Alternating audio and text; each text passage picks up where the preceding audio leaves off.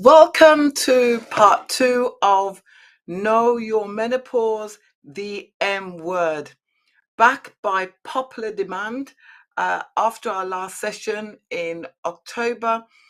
A number of you got in touch with us and said we must do a part two. So we're back again this month of November discussing the menopause. And we've got an amazing lineup of guests for you today. We're going to be discussing a range of topics, covering some of the stuff we covered last month, but we'll also be discussing topics such as the male menopause.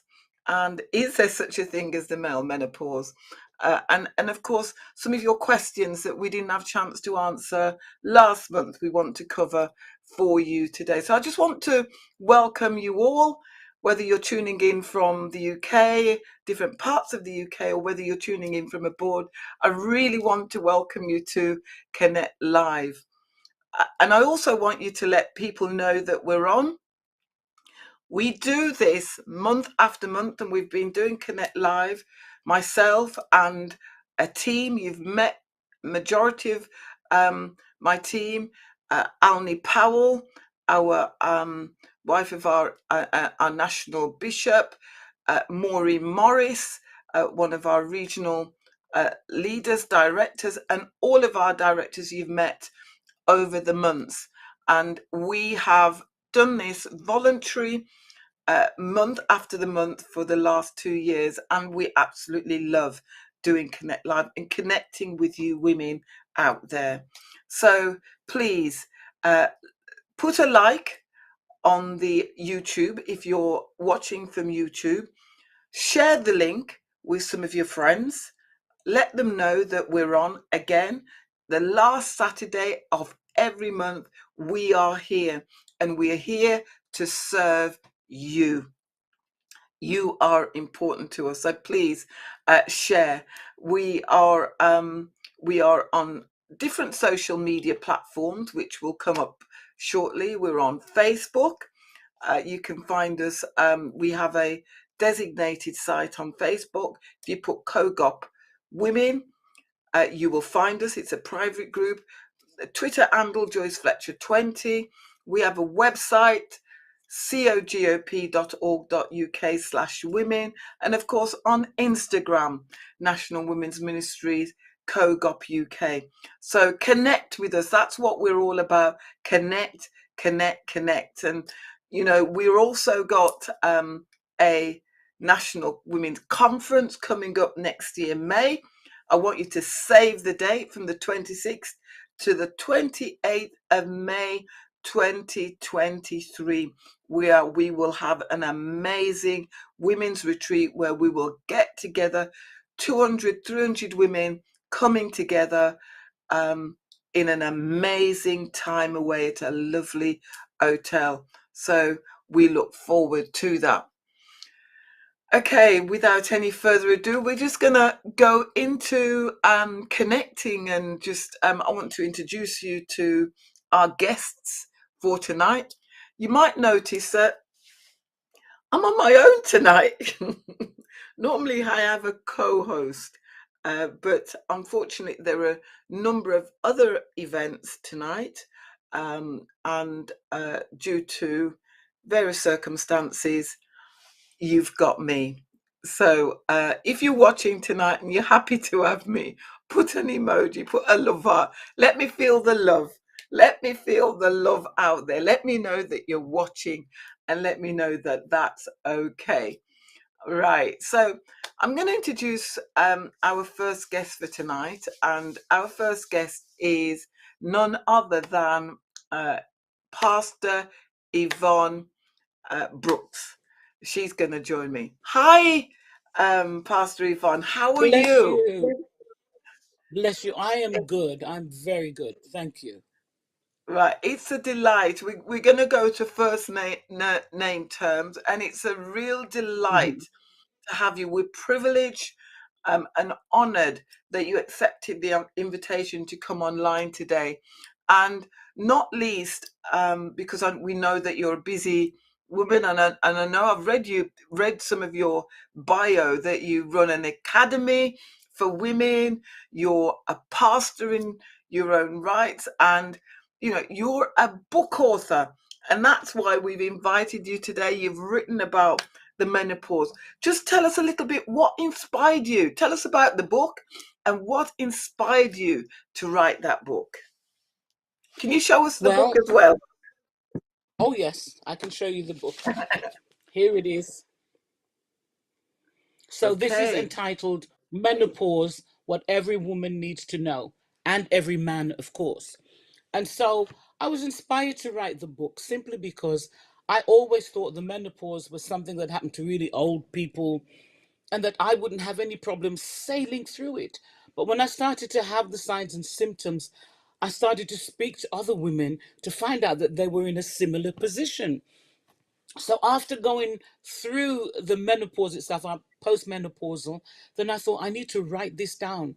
More women need to know about it because I found like a wall of silence. I found embarrassment. I found Yeah, shame. And this is nothing for us to be ashamed of. So let's begin to talk about it more. It's become quite a mission for me now. that's absolutely amazing. And if people want to get hold of your book, where can they Mhm. actually find it? Well, they can buy it from my website. It's only 4.99. And Hmm. the website is my name, Yvonne Elizabeth Brooks, Brooks without an E, .co.uk. So if they go there to my website, they can purchase the book. It will be mailed to them by the next day.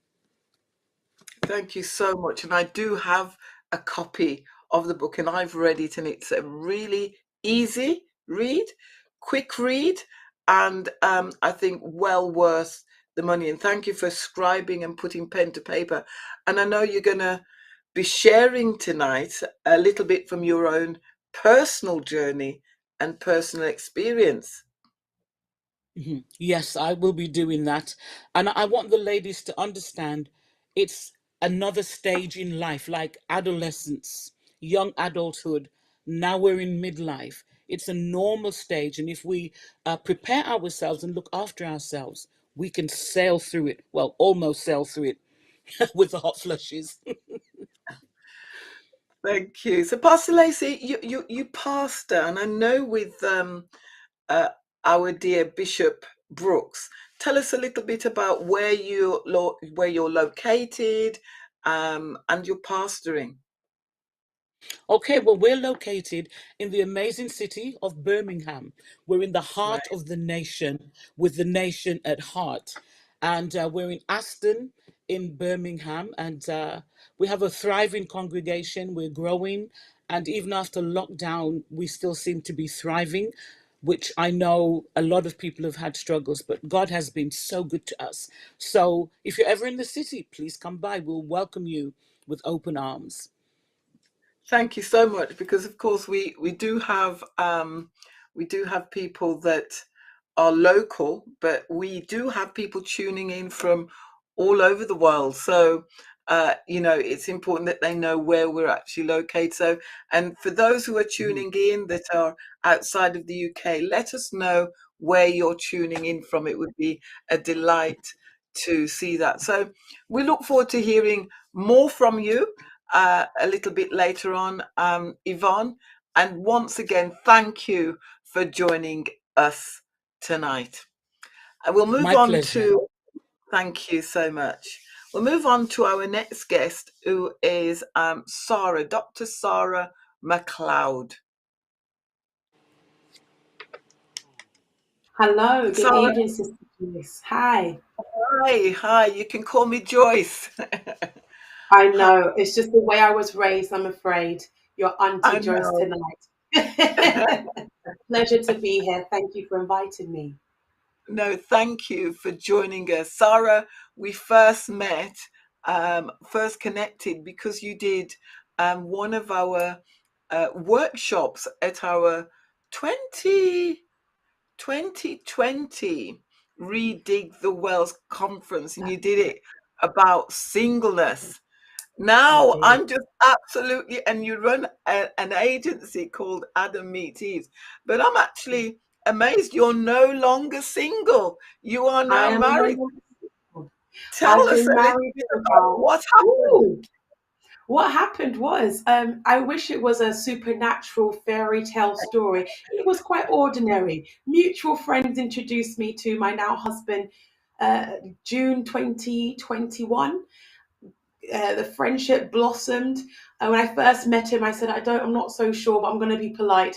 But yet, little did I know, the Holy Spirit had been preparing me for my own love story, and it came without me expecting it to come in the way it did.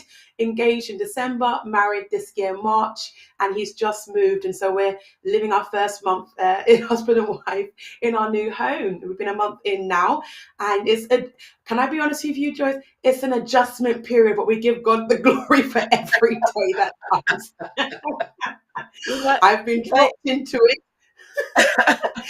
we but may it's good. actually, I know this program is about the menopause, but we may a bit later on just delve, if we might, into that whole area of, I remember you sharing what women could do and what men can do to in their singleness and things to be actually proactive in Yeah, actually engaging their spouse. So yeah, right. I think a bit later on we might just ask you a little bit more about that because I'm sure the Mm, people of watching course. might want to hear. So tell us Yes. what you bring to the show tonight, the program tonight.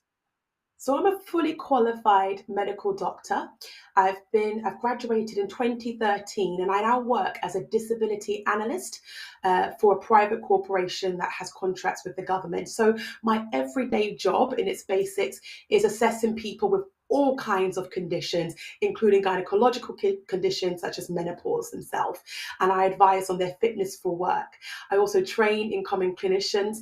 I also sit on a voluntary board with an employee network group, and I'm responsible for the health stream, which means talking about women's health topics and educating the company on a whole about the latest research, destigmatizing what was previously thought to be taboo, and making sure that our work environment is inclusive, equitable, and diverse, and that we are not losing valuable experienced member of our workforce due to menopause. And we just had a Menopause Awareness Day on October 18th, and I led the presentation. So this is right down my alley, lifestyle wellness coach. And outside of that, not only do I run the agency, I coach, and I'm a wellness coach. So we don't just look at singleness now, but getting your weight under control, optimizing your energy and sleep. And so having these conversations in a church setting, praise the Lord. I love to pray for people, but when we get up off our knees, let's be practical about maintaining the miracle God gives us. That's absolutely amazing. And of course, to top it all, you are a minister in the New Testament Church of God as well. I am. I received my license just earlier on this year. I serve underneath my father, Bishop Louis MacLeod, in the Lee New Testament Church of God, and he keeps me busy. I'm a worship team director there, minister, part of the church's pastors' council. So let's just say it's a balance, and I'm still figuring out how to do it well. But by God's strength, we're making it. Oh, great. Excellent. Well, we look forward to hearing more Thank from you. you a bit later on in those interesting topics that you've just raised. Thank you so much. Thank Yeah. you. We're now going to introduce our last guest for tonight, Dr. Farida Anderson, MB. Uh, Farida, I'm so delighted that you could join us tonight. And I'm just going to let our audience into this little background. Some time ago, I heard about a menopause choir. I heard in Manchester, and if there's anybody from Manchester on the line, please just give us a wave or something to let us know that you're there. um, that in Manchester they've got an actual menopause choir, and I made some inquiries and came across Dr. Farida, which we'll call you Farida for tonight. Please, Um, yes.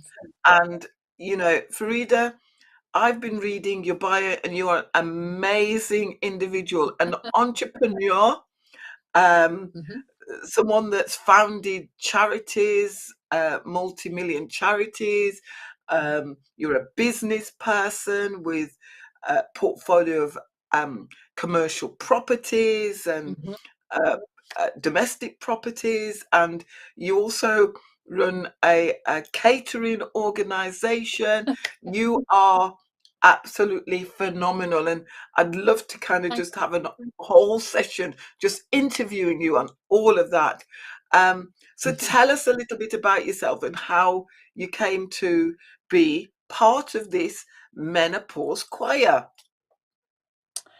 I think it's quite interesting because the request. Well, first of all, thank you for inviting me on and meeting the other guests. And basically, there was a WhatsApp that DM'd in my WhatsApp that said the menopause choir was starting.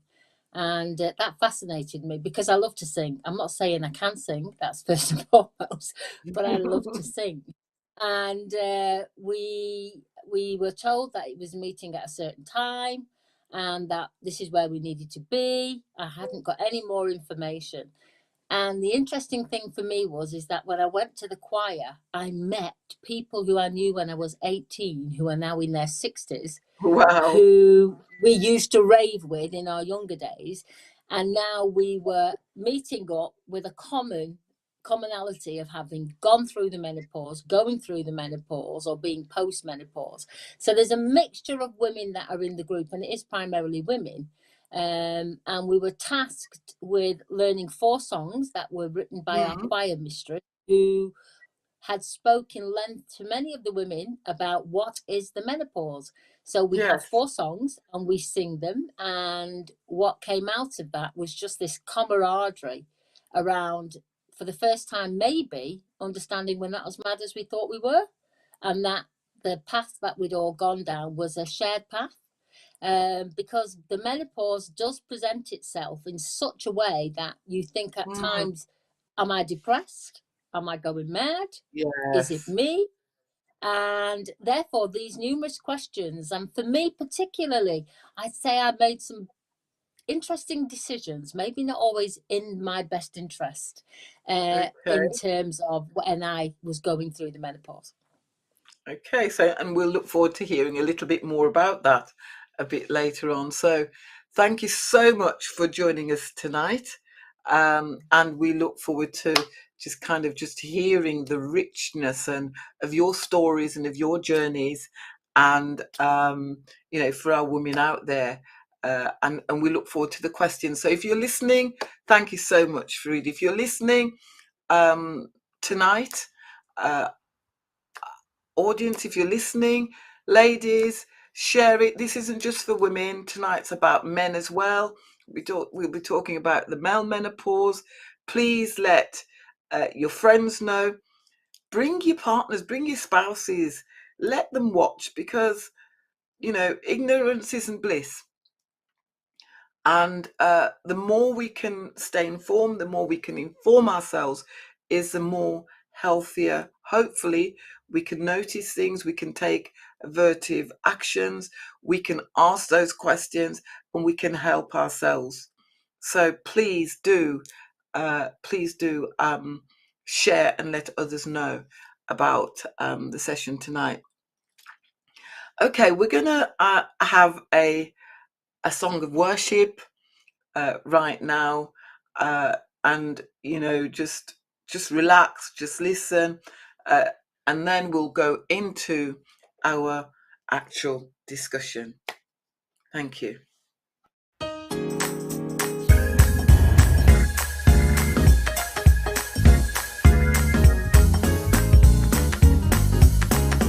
Oh, magnify the Lord, for he is worthy to be praised. Oh, magnify the Lord, for he is worthy to be praised. Hosanna.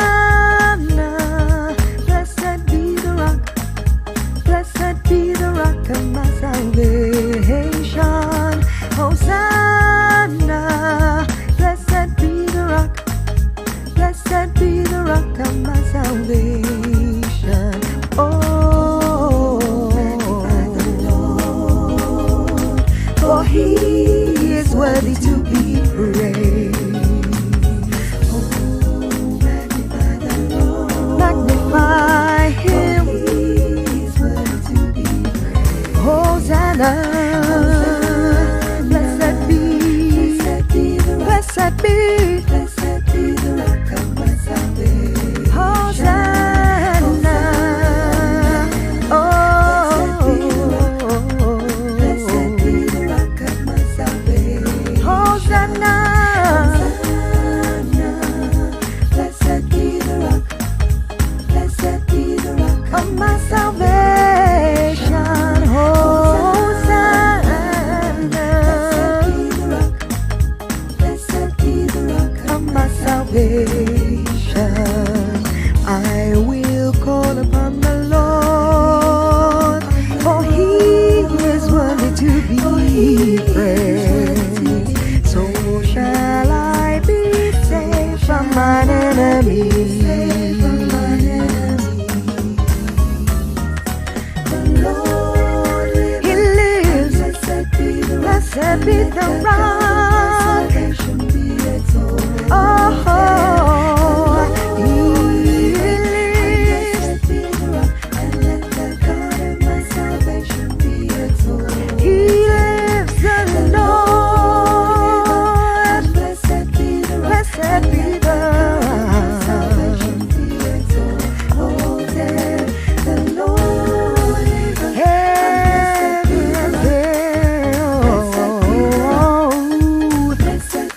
Blessed be the rock. He's my soul. He's my shield. Right in the middle of the wheel. Ooh. Jesus is my rock. Rock of ages. Jesus is the rock. My salvation. Everything I need of my salvation.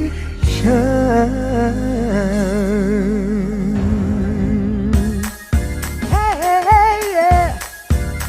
Oh, blessed, blessed be the rock. Blessed be the rock. Blessed be the rock.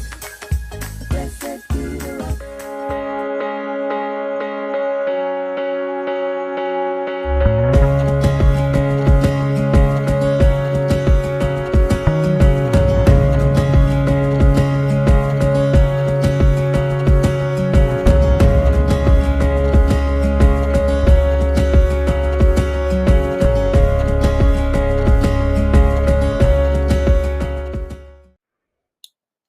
Welcome back to part 2 of the menopause discussion, the M word. Thank you for joining us. Please share, and let others know that we're on tonight. We're going straight into our question and answer session with our panelists right now. Okay, we're going to be talking about the M word, and we chose this M word because there is so much stigma around the menopause. People feel embarrassed. Yvonne, you said people feel embarrassed, ashamed to talk about the menopause. And I just wanted to kind of open this discussion today, just asking that question. Why is it such a taboo subject? And how can we take that stigma away? And I'll ask that question firstly to Yvonne. So I think it's because maybe our culture and background, although I do find it does go across the different cultures. People are embarrassed and they're ashamed because it's intimate, it's private, and because it's associated with females as well, it could be perceived that it's not something we should talk about in polite conversation. And because in the church, we don't really speak about those things, for some reason, it just gets entrenched with the idea that it shouldn't be spoken about. And I think that's most of it. I mean, my mother never really spoke to me about anything like that. And most people I speak to, their mothers were the same. So it's been passed on and passed on. Thank you so much. It's interesting that you say about the culture, and we do have a question later on, which is about culture and whether the what the cultural um what are there any cultural differences in the way menopause is presented, or how people experience their lived experience. But the same question about the stigma, Sarah, and then Farida, if there's anything you wish to add. Sure. Just say it's Sarah. I have no H in my name, and I know if Oh, it goes up Sarah. forevermore, I'll be Sarah. But Sarah is absolutely fine. Thank you, Auntie Joyce. From what I have heard from women, and I've presented in my own church women's ministry many years ago, and I make it a habit to sit and to talk and to better understand their experience here, because I'm a little bit on the younger side. I'm 33, so I haven't experienced it myself. But they talk about a loss sometimes, not all women, because it's a unique experience, but it could be a struggle. Bodily sensations such as mood swings and hot flushes can be overwhelming and embarrassing. And Pastor spoke about it being a private matter, but then when you're in the middle of a meeting having very visible symptoms, it can be quite overwhelming and embarrassing. And there's some sort of negative connotation in the media that we need to appreciate. Negative images of women going through menopause being hysterical, who feel incompetent and emotionally labile. And for some, it signals the end of their fertility, youthfulness, and sexuality. And some women may mourn that, especially if they don't feel they can talk freely about something that's actually quite debilitating to them. And if you work in an environment where your manager is male, it can be quite almost a resistance to talk about extra support that you need, because you don't want to admit incompetence, etc. So what can we do about it? Things that my company have done. We put on a company-wide talk, invited HR, invited managers, male included, so everyone can ask questions and we destroy the ignorance about it. Because if everyone feels comfortable talking about something that they know someone that's going through, if they're not going through themselves, this is what destigmatizes the issue. Just keep sharing and talking and being open, and for organizations to actually recognize, for it to be recognized and be openly, so people can get open support. And this week, or it was last week, on Twitter, I noticed that one of the NHS organizations in Birmingham, through someone called Wendy Madden, has designed something called the Menopause Passport for workers, which sounds absolutely amazing. I was really trying to get them online, so that women, you could hear about the menopause passport, but maybe at another date we can invite them. Um, Farida, your thoughts on kind of breaking down the stigma and this kind of just embarrassment and shame around the menopause? Well, I think the choir is a classic example of breaking down the stigma. We decided to go as public as we could do with every opportunity that we had to sing. And the 4 songs that we sang all were words and sentiments from people who'd gone through the menopause. I think it's interesting because my journey maybe was brought on very early. I had cancer, and that really threw me into menopause in a state that I hadn't really been prepared for in whatever light. But certainly through the choir, what I was very aware was, you don't know what you don't know. So when you're approaching the age of 50 and your periods seem to stop, then they seem to start, or you don't know what you don't know. You don't know when there was a point that you remembered everything to do with your job that you suddenly can't remember, and you suddenly begin to think, oh, what's going on? Can I do my job anymore? And that was one of the decisions I made, and in a job I was very, very passionate about. And now when I look back, I kind of think I didn't make some of the right decisions, and that possibly was because I was going through the menopause and nobody had the conversation. And I think the idea of the choir is that we destigmatize it. So when we've been out and we've been performing, the women who come to us, and actually not just the women, the men who have said, I don't understand my partner, my wife. And it was interesting. We performed outside at every event, and one of them was at the university, Manchester University, where I'm from. Now the whole audience was in their 20s, and the first question, because I've been asked to be the face of the menopause and the communicator, so I introduced us, and the first thing I said to everybody is, "Do you know what the menopause is?" Now the audience was full of 22-year-olds. Not got a clue. I said, "Do you know what PMS is?" And they all said, "Of course we do." And I said, "Well, this is 1,550% more. If you've experienced the PMS, which most women go through, then I can tell you now, the menopause is just, it's taking you like you're on steroids." That was it. And they all got something from that. They all got something, because every woman understands their periods if they've had a period, and if they've not had a period, they might have friends who've had periods and they can discuss. Yes. So yeah, that was, so we sing about it. Auntie Joyce, I just want to add to something that I think would be very amiss if I did mention. In its severe form, then menopause actually can cause such debilitating symptoms. It's classified as a disability. And the same workplace adaptations, respect and assessment that is given to other conditions are therefore transferable. And I think if people recognize that, they wouldn't trivialize it. And therefore, I think it will help with the destigmatization. Just had to add that there. I think I that's also a think, real... sorry, go ahead. Frida, please go ahead. Yeah. Yeah, sorry.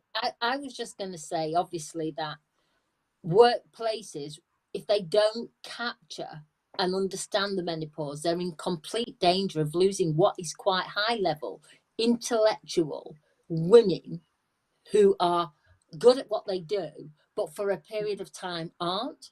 And therefore questions come in, not only from themselves, but from their employers. So my sister's a lawyer in a local authority, and she's been the leading person in them having a menopause support group. Now, until that wasn't even on the local authority's agenda. So I think there are things that we can start to do. And I do think people like Davina McCall and other people now, I don't think the menopause is that much of an unknown word. I think it's those of us who have gone through it kind of just feel, if only I'd known about it, maybe I would have made better and different decisions. No, thank you so much. And this is part 2, and in part 1 we did go through what is the menopause and some of the basics, because we may assume that people know, people don't always know, don't understand. And I do want to ask that question because we may well have people who didn't watch part 1. So Yvonne, I just wanted you to just share what is the menopause. And there's said to be 3 or 4 stages. Just tell us what's involved and how long the menopause can last.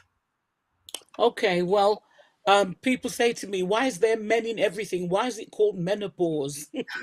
But that's because it's referring to the menses, which is the monthly period that women have. And so menopause means when those periods actually stop or they pause. Somebody said, well, why is it pausing? Is it going to come back? Well, it's just a word, menopause.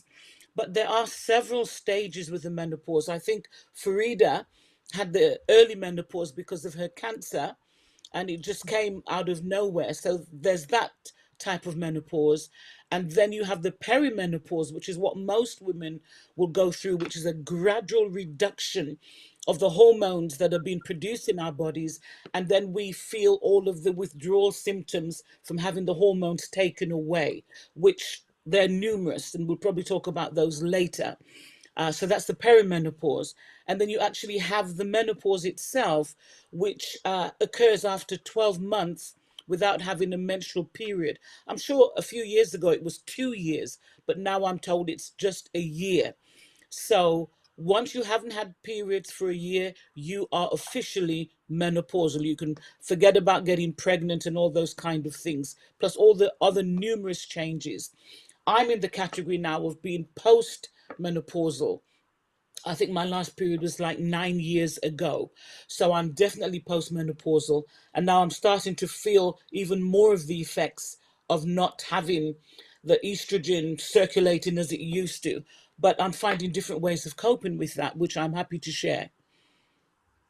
Okay, thank you so much, because we will actually come to that in terms of the approaches and what sorts of things we can do to actually help ourselves. And before I move on to the next question, Sarah, I'm going to come to you.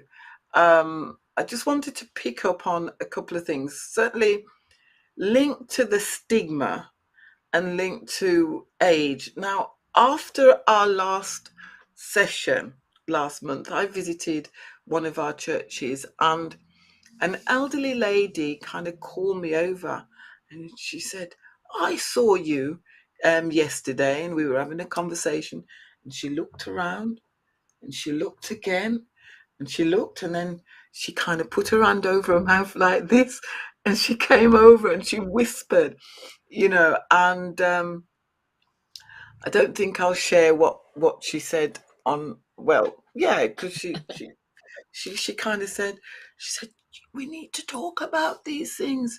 Some of the men don't have no patience, and don't understand, and we need to talk about these things." And I said, I think it'd been really nice to have someone who's an older person to come on to the show, and maybe again at a later date. But thank you to that person for sharing um, with me. So just this whole, the symptoms of menopause. Now, Frida, you said some of the young people didn't understand how important. Now, Sarah, you're a millennial.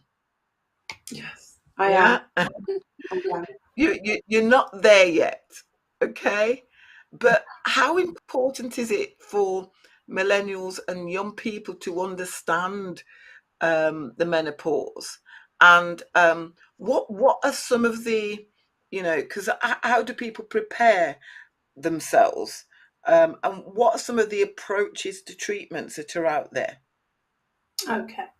So the first thing to just remind everyone is that everyone's journey through the menopause will be different. There'll be a Yeah. percentage who don't feel a thing. It's a natural stop, it's a natural pause, or they've pushed through and the symptoms are so mild, they just get on with it, as they would say. And then we have the other 80% who actually experience significant symptoms, affects their work, affects how they relate to people in their home. And that's why millennials, children need to understand what's going on with mom, auntie, grandma, sister, friend. Because if you're not experiencing yourself, you know somebody that is. So it increases compassion, understanding, and support. So now when they say, the house, you walk into the house and it feels like a fridge, they're not going to whack in the central heating, because there's a sensitivity that the lady in the house or the woman who's experiencing this may be having hot flushes. It then allows for extra time to process information. In terms of Frida, you're talking about the concentration going, and I think it's important to know that the symptoms of menopause and being in the perimenopausal period, which can begin as early as 45, is that it's physical and cognitive. So you have the physical joint pains, fatigue, headaches, dry skin, poor bladder control, and then you go into the cognitive restrictions, mental fatigue, forgetfulness, poor concentration, anxiety, and depression. Now, can you imagine if we just went back and ignored it? There's other conditions that are quite visible, and it's quite easy to make adaptations and accommodate for that. But if we don't talk about these things, how can the family show support and Yeah. understanding? And it's been statistically proven that if women have a support system around them that are on board, and they can feel open enough to talk about what they're feeling, their actual journey through the menopause becomes that much a little bit easier. They don't feel the shame. They don't have to hide or feel embarrassed. And that's why we need to normalize the conversation. And I'm from Jamaican heritage. And as Pastor Yvonne said, when I taught them things, it's a woman business. But understanding this now, there has to be progression. If the government can have a survey and make it a legal mandate that workplaces now need to incorporate it into their HR policies, it needs to trickle through into our culture in the church, in community centers, and in our homes. And so that's why it's Absolutely. important to understand what's going on and to show support in a very physical and experienced way. Thank you Absolutely. so much. Thank you so much. Yvonne, I mean, you shared with us earlier on, um, you shared with us that you'd written a book and why you'd written about book. But Mhm. can you tell us about your journey and what symptoms you had? What were some of the challenges? How did it impact you? And what were some of the things that, how did it impact you in your family, in your relationship? Share a little bit about your own personal experience. Well, it had a pervasive impact on my life. There was no area that was left untouched. And so I became aware that I was possibly menopausal because I didn't even know the term perimenopausal at the time. And I would say I'm in the room with the family and I'd say, "Is it hot in here or is it me?" And there'd be a whole chorus of voices saying, "It's you." And of course, this was a big joke to everybody except me because I felt like I was going to combust and burst into flames. So it wasn't funny at all. I felt very understood, if that's a word. And so um, I decided to educate myself about it. And I found that was the most helpful thing, information. And the second most Right. helpful thing was actually talking about it. And as I said to you previously, I spoke to anybody who would stay still long enough to listen. Men, women, doesn't matter. And the hot flushes, especially at night, I started with hot feet. They were like they were on fire. Then I experienced a variety of hot flushes. I had one which I call the Hawaiian flush, which started at the feet and came up in a wave. And I didn't just perspire or sweat. It was like somebody took a bucket of water and threw it over me. And one of the biggest impacts was I was in church because that's where I've spent my whole life, okay? I'm in church, I'm preaching this Sunday, and I looked like somebody had thrown water over me. I mean, I was just soaking. I could feel the water trickling down the inside of my arm. I could feel it running down the inside of my thigh and running round to the back of my legs. I'm sure that's a lot of information. And right there, in that moment, my whole brain just went blank. I couldn't remember what I Mhm. just said. I couldn't remember what I wanted to say. It was like a huge panic. And you know when the television's on and they freeze a frame so that you can get it was like I was in a frozen frame. I didn't know what I was going to do. And then all of a sudden it came back to me and I was able to keep going. But I was so frightened by that experience that I took myself out of the pulpit for over 3 months. I would not go back in. I wouldn't go on the pulpit whatsoever because I was so Mm. terrified that it was going to happen again. So I realized after a while, because my background is I'm a psychiatric nurse and a general nurse as well. So I realized if I didn't go back, I probably would never be able to go back and stand in front of people and speak again. So I made myself go back. Only now I went with really detailed notes. I would use my iPad with the PowerPoint presentations. There'd be like one sentence on each slide so that I would not be able to forget what I had just said and I would know what I was going to say next. And over time, I did build back my confidence. But it Mm. affects you, the perimenopause affects you in so many ways. I had palpitations. I actually thought there was something wrong with my heart. I went to the doctors 3 times. There's something wrong with my heart. They did ECG. Oh, there's nothing wrong with your heart. Yet while they were doing the ECG, I could feel my heart trying to escape out through my throat. It was just so painful, Mhm. not physically painful, but Mm. going through this, Mm. you actually start wondering if you're Mm. sane. You start. Yeah. Then I started with the brain fog, not remembering. I'd come upstairs and think, well, what am I doing up here? And my problem is I've got 3 floors in my house. So there was a lot of scope to get lost and forget. So I'd go back downstairs and usually I could remember what I wanted when I got back downstairs. So there's the brain fog. And of course, my mother developed dementia in the last few years of her life. So I'm 49, going on, and I'm thinking, oh my God, I've got dementia, I'm getting Alzheimer's. I was really, really worried. But over a period Mm, of time, few months, my memory did improve. So I actually put that one to bed and decided, no, it's not my time for Alzheimer's whatsoever. Amen. And of course, there's Jesus. so many others. I couldn't really sleep well at night. I would go to bed exhausted, get into bed, cover up. And then the next thing I know, I'm throwing the covers off because I'm boiling hot. Then I'd close my eyes with the covers off and I couldn't fall asleep because all of a sudden now my brain was so active. Don't forget this, don't forget that. It was a nightmare. So, a couple of things that I had to do was get a notebook, which I kept with me all the time, mm, kept it at the bedside at night. Anything that I needed to remember for the morning, it would be written in that notebook.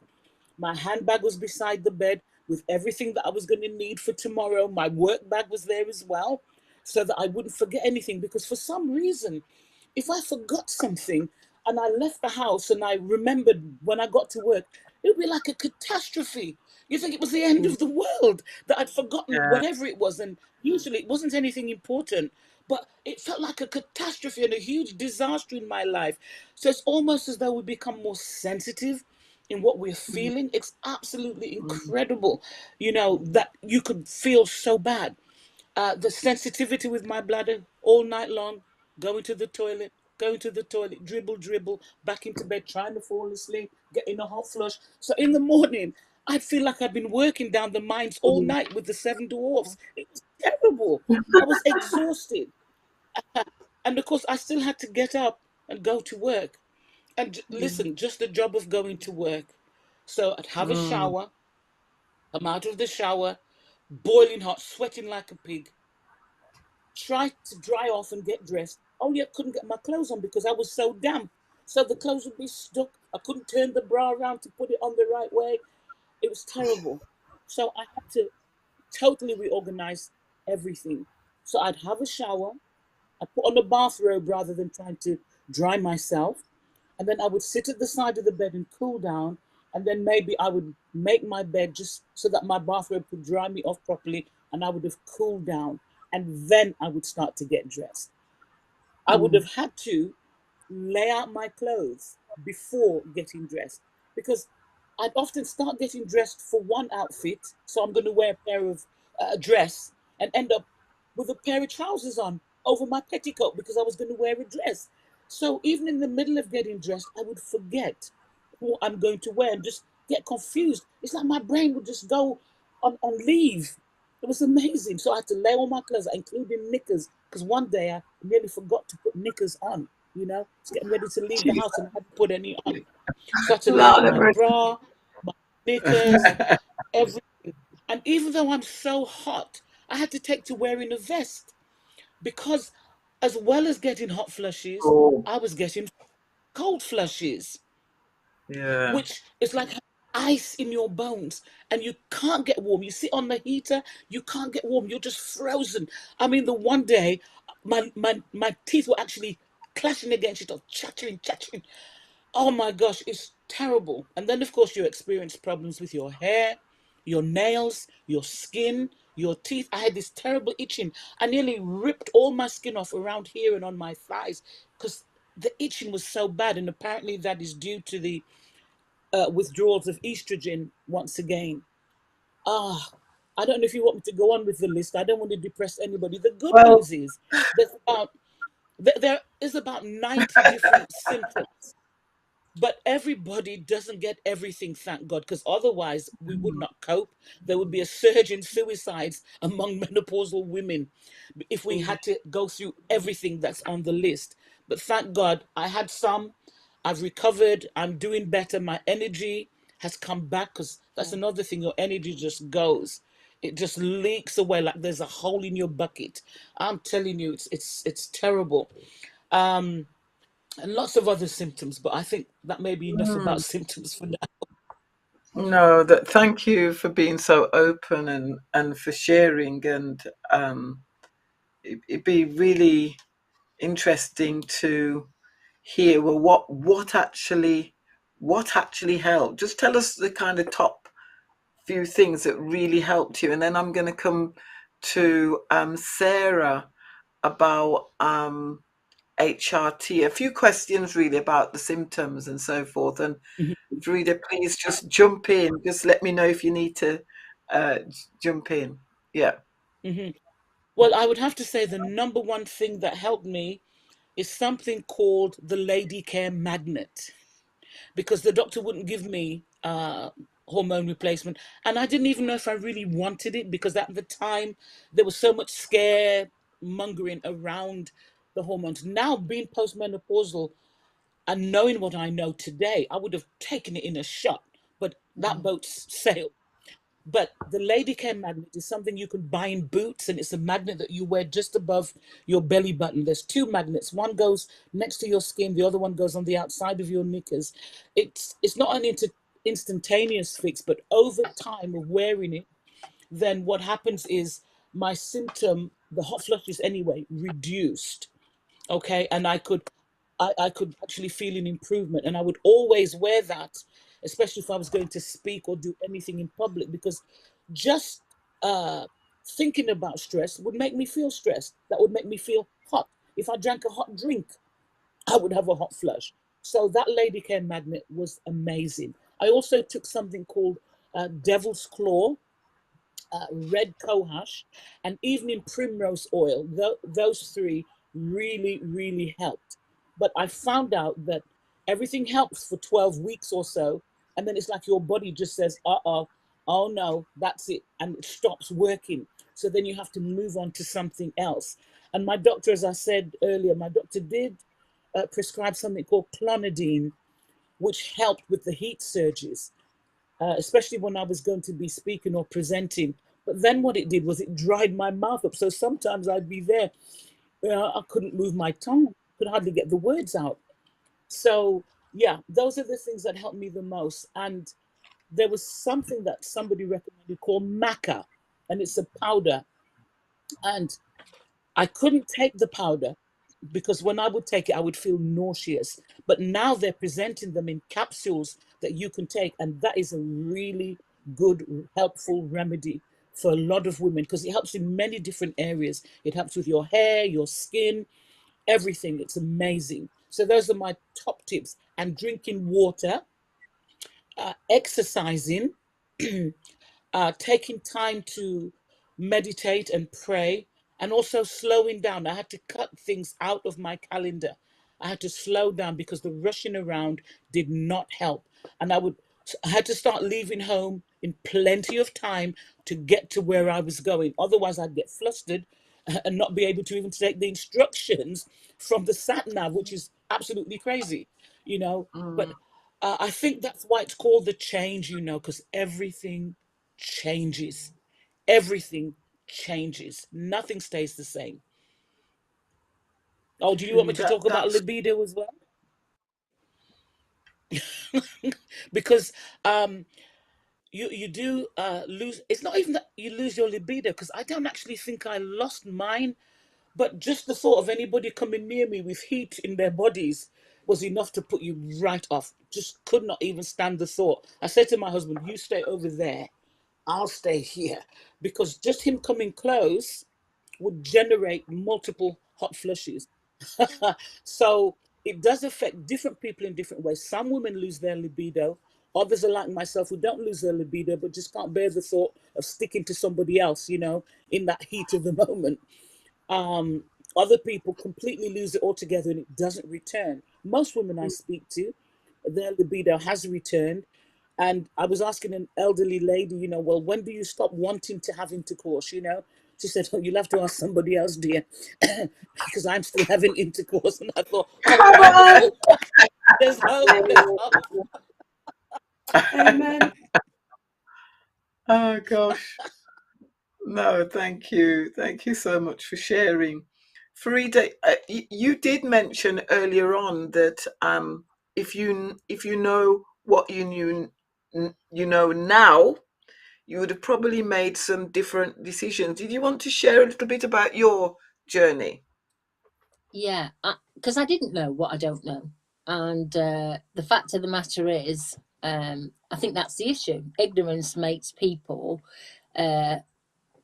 when symptoms present themselves, to actually think they either have got Alzheimer's. And when I was going through things, I got tested and I actually failed the test and got sent to the Alzheimer's Society at 55.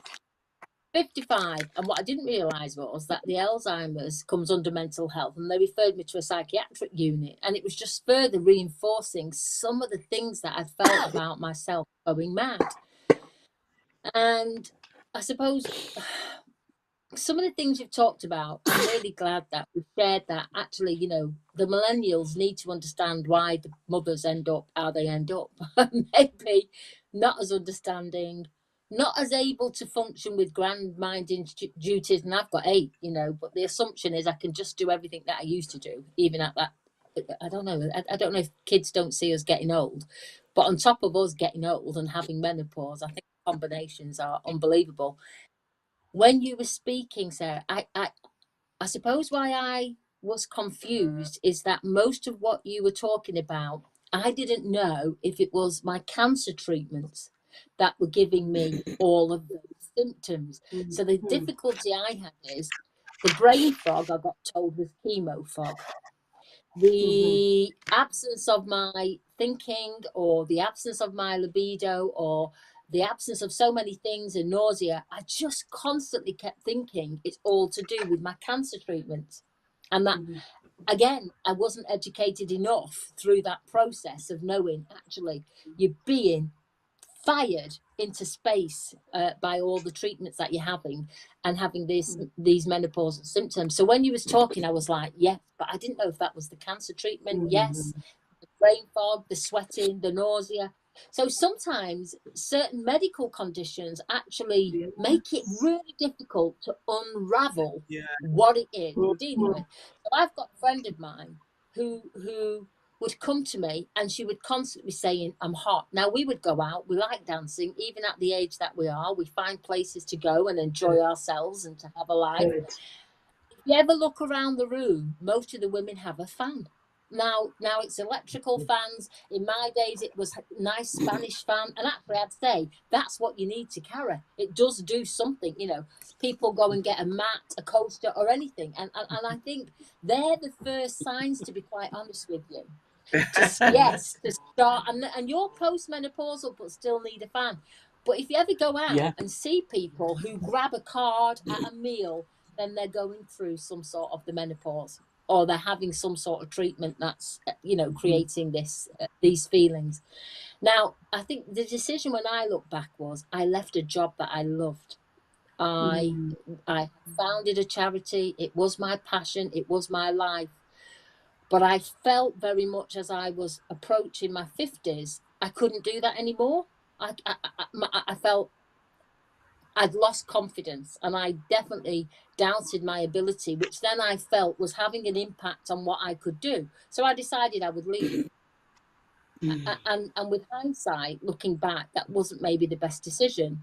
But actually, maybe it was, because then I got my cancer, and then the treatments had an impact on how I was performing and how my mind was thinking. And I'm now 2013 I was diagnosed with breast cancer. So however many years that is, I'd only say now, maybe am I returning to what I was, to maybe half, maybe 50%. I think my husband would like me to say, to go back and be a lot more like I was, but I can't. I've changed. I've changed the way that I am because of all that the menopause has done and my treatments have done to me. And I suppose there's nothing wrong with accepting some of the things that have an impact, like the menopause. So, vaginal dryness, people don't like to talk about it, loss of libido has a massive impact on your relationships. We know that intimacy, people base some relationships only on intimacy. And it's quite sad when you're menopausal and you can't, or actually you don't want to. And the person thinks it's because you don't love them, and actually it's nothing to do. I mean, during my cancer treatments, I think I wanted to divorce my husband 550 times in the whole period. He hadn't done anything wrong.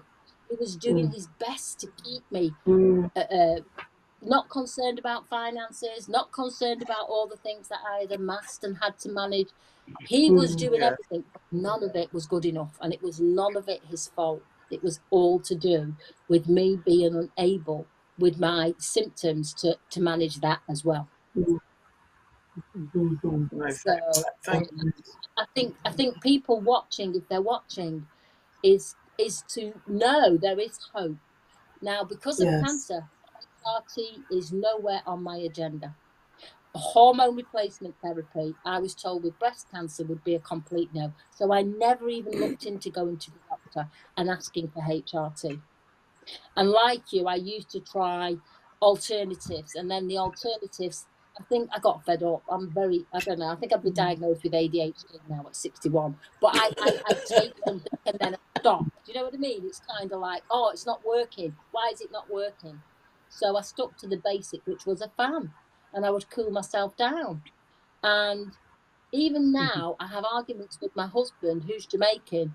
He's telling me the heating needs to go on, and I keep telling him, no, the heating needs to stay off. He just thinks I'm tight. I'm not tight. I'm nothing to do with utility and bills. It's that I'm hot.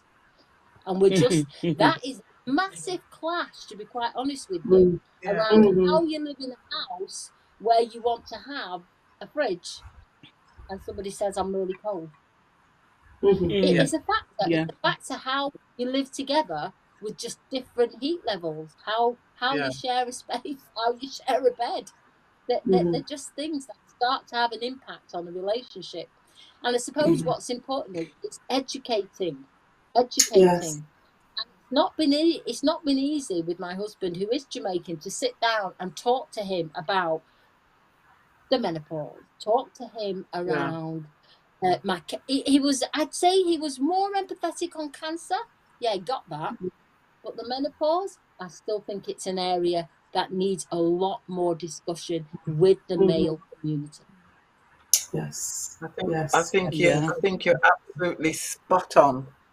I Um, think talking and to ourselves is great, and I get a lot of support from every woman that I meet, and certainly from my choir. But what I don't have is a male understanding, and that's what we need. absolutely endorse that and agree with that. And I think, I listened to Sarah earlier Yes. on, Yes. and Yes. Sarah, you mentioned, if you're working with a male boss, but actually some women also can be quite, uh, if they're not up to speed and understand, So I think it is about general education, and I think cultural in some cultures as well. It's like, well, what is the menopause? So the more we can educate ourselves. So thank you so much for sharing that, Farida. Mm. Sarah, Sarah, Auntie Joyce, Sarah. Sarah. We've talked about, the support, and we've heard some personal journeys and personal stories from a medical perspective, that the HRT is still a common question, that there's Yes. still some fear out there about HRT, how safe Yes. it is, and the treatments that are there, when people are thrown into early menopause, whether it's through cancer or whether it's through having an hysterectomy or some sort of operation. Could you share with us what treatments are there, and what can women Yes. do? Well, let's start with HRT. So, as we understand it, menopause is a deficiency of estrogen. So, it logical to know the most effective treatment in a lot of cases to ameliorate these symptoms is to replace that deficiency, is to give women estrogen. What people need to appreciate is that that can be done in different ways, and different modes of delivery carry different risks to it. So it could be oral tablets, it could be transdermal patches, could be topical creams, pessary rings, etc. Especially Sister Farida talked about vaginal dryness. Actually, the creams that everyone has said have been quite effective in helping with that delivery of estrogen to those tissues and to those organs. The work on HRT began in the 90s We are 10, 20, 30 years on from that, and there's been lots more research done, which actually some doctors have to actually go back and re-educate themselves about HRT. So it is true, and we're not going to deny that if you're using combined, which is progesterone and estrogen, combined HRT for more than 5 years, it increases your risk of developing cancers like breast cancer, but only slightly. It's important to understand it's a very small risk. Think of it like this. Researchers, and I got this from the National Institute for Health and Care Research, researchers stress that some women who never taking HRT would still get breast cancer. For example, they said a group of 10,000 women in their 50s who had never taken HRT, 26 of those women would still get breast cancer in a year. Now, if all of those 10,000 women had recently taken combined hormone replacement therapy for less than 5 years, 35 would get breast cancer. So in this large group of women, the HRT was linked to 9 extra cases of breast cancer in a year. That's less than 1 in 1,000 women. And what research also has stated is that although there's a likelihood of developing, it doesn't actually increase the death rate, people dying from breast cancer. And so risk is relative. It depends on your personal history, and it comes after consultation with your GP. Now, everyone says, I can't get a hold of my GP, and when I do, it's 10 minutes and they're off to the next person. Well, we've moved on. We actually have I want to talk about a service called Peppy, Peppy. Peppy is relatively new. Actually, I've had conversation and been to a meeting with the owner, and they are a service where they can link you to a menopause specialist. So you have a 40-minute consultation to talk about your concerns, to talk about your medical history, and they can give you information so you can make an informed choice. What I notice about our culture is because we don't talk about it enough, we inherit sometimes information that's not quite true. Or mother didn't understand about it. Mother said, I never touch it. So you don't even look into it yourself. You say it's off the table. But if you now talk to the specialist, your GP, a gynecologist in your area, they will be able to look through your history, look at your concerns, and see if the potential benefit of HRT far outweighs the risk. Let me give it to you. Let me put it in perspective for you. If you are overweight, or if you drink 3 alcoholic drinks per year, I know people don't drink in the Church of God. Yeah, I know. But if you did, that's far greater risk of developing breast cancer from being overweight, and a separate risk factor is drinking alcohol, than it is than taking HRT. Isn't that, just to put that in perspective for you? And so it's not ruling out. And even people are nervous about people who have blood clots or epilepsy or migraines. Research has shown that actually it's not a contraindication. And even with blood clots, it may be taking another form of HRT, not oral, but the patches or the topical version. It's safe for you to take it. So risk is relative. Now, I challenge you, no one scare anyone, open up the information leaflet for paracetamol. You will see at the bottom risk of death. They've named every sort of possible adverse effect and complication. Legally, they have to. And that's paracetamol. So we happily take when we need to. So everything you do has to be right for you. But I just want women, if any could take away anything from this talk today, is look into it for yourself. Have that conversation, because it may be the thing that gets your life back. You feel a little bit more like yourself and back on track.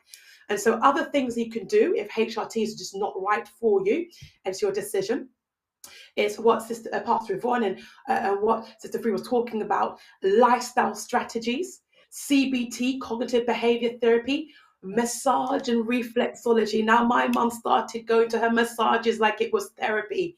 Every month she would have time for herself to kind of work her stress through, and that really helped her. And I have to put a disclaimer: for the homeopathic remedies, natural does not necessarily mean suitable for you. If you have other medical conditions and you're on other medications, some of the natural remedies may interact with that. St. John's wort, primrose oil. So you'd still have to check that what you're buying or purchasing carries the TSR mark, which is the trademark of safety, has been tested and approved by the Health Association in the UK, and also to run it by your GP, because you don't want it to interact with anything else you're taking. That's just a disclaimer. But natural remedies are there to be trialed if they are suitable. You also have to do practical things, and I think you've heard all from Pastor Yvonne of what you can do, but I think it takes an individual plan, because everyone's needs will be unique. And some might find success with one thing, and some people might find success with a combination of approaches. But the key thing is to know your options and make the right choice for you. I think hearing everything that you've said, I agree. But I think the issue is when women present, like a friend of mine recently had been presenting to a GP, a reverend, a black woman, lots of symptoms, mainly very low. And the first thing the GP did was prescribed antidepressants. The feeling was it was depression, that everything that she presented with was depression. She thought she was going mad, but he just said, no, you're depressed, So what we do when people are depressed is we give them antidepressants. And she took them. And then she became educated around speaking to the menopause choir, speaking to women in there that actually, had you thought of the menopause? And she said, not really. And my GP equally hadn't suggested it. Now, I don't want to say all male GPs are the ones that are at fault. There's some who are really, really good. I think women are a bit more in tune as female GPs. But every time she kept going, as we all know, I mean, it makes me laugh. There's a form, isn't it, that we all get asked, who's your doctor? And I just say, why do you ask me that question? I haven't got a doctor. I have a GP, but I do not have a doctor, because they change so regularly. And I think that question is one, because we have no consistency, we have no continuity, we don't have relationships anymore with our GP. So I think that question should first be, what's your surgery? Because I don't think any of us have a doctor. All mine that I knew have retired and moved on, and I get a locum. So eventually she kept going back, and she got another locum, and this locum did her the world of good. He took the right blood tests. He managed to establish that she was. He spent time listening to her. He did his duty of due diligence. And he said, I'm suggesting HRT. And as a black woman, she's like, oh, I don't know about that. I think you keep using us as guinea pigs. You know what I mean? I'm not so sure around black women being a guinea pig. How many times do we get tested and other people don't get tested? And, what's this all about? And I have to say to you, the change in her in taking the HRT means she has started to live a life again. I think previously she was everything the pastor had shared, but thought she was treating depression, and most probably in some people's eyes, you've gone bonkers. Well, actually, you hadn't.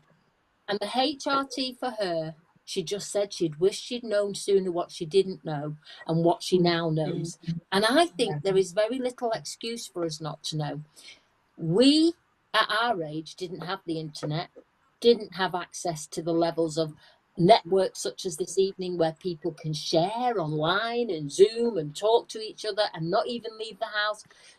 When I used to work, I used to read thousands of reports, like pages like this.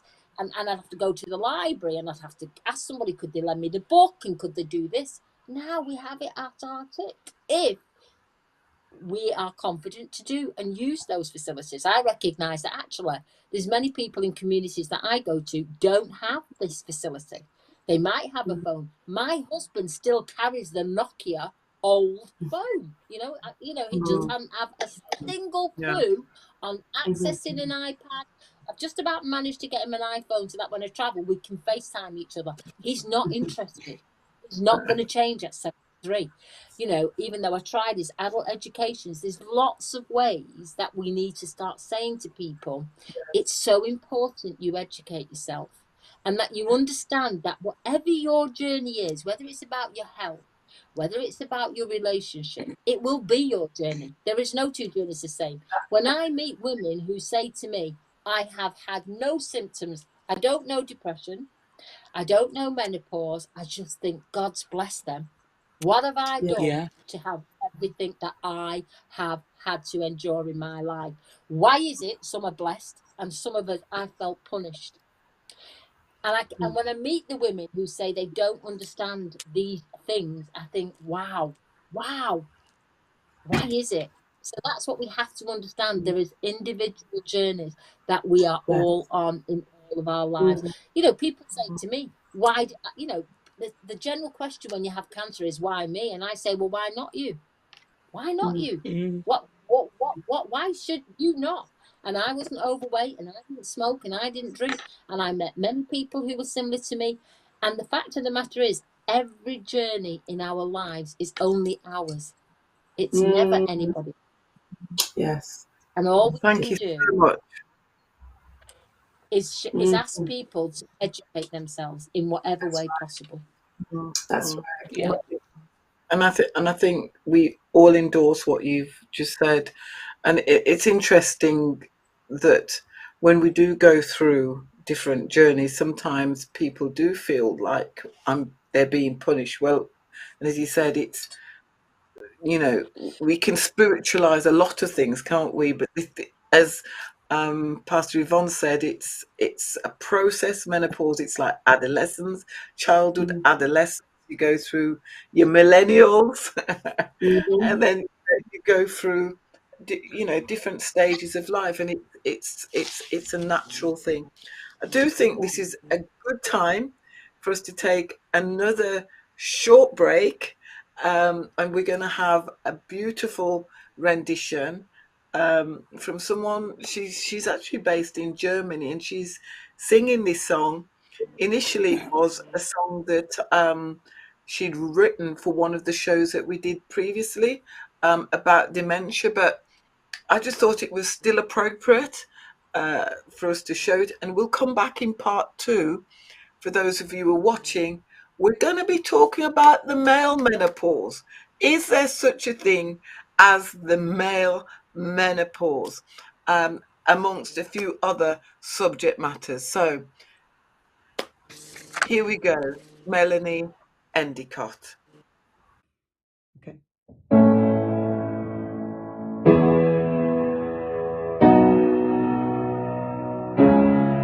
You are not hidden.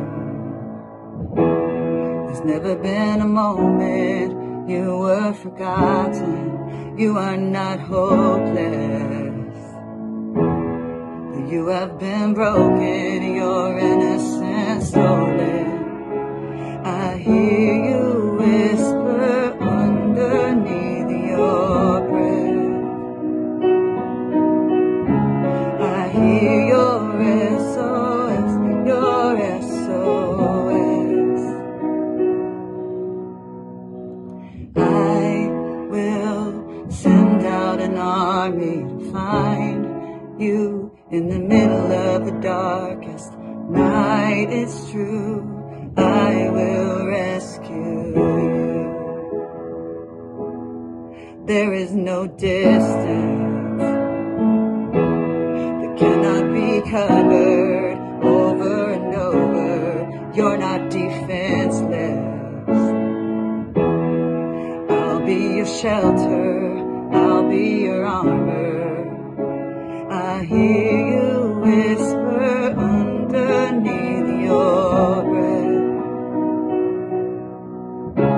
I hear your SOS, your SOS. I will send out an army to find you in the middle of the darkest night. It's true, I will rescue you. Oh, I will never stop marching to reach you in the middle of the hardest fight. It's true, I will rescue you. I hear you whisper underneath your breath. I hear you whisper, you have nothing left. I will send out an army to find you in the middle of the darkest night. It's true, I will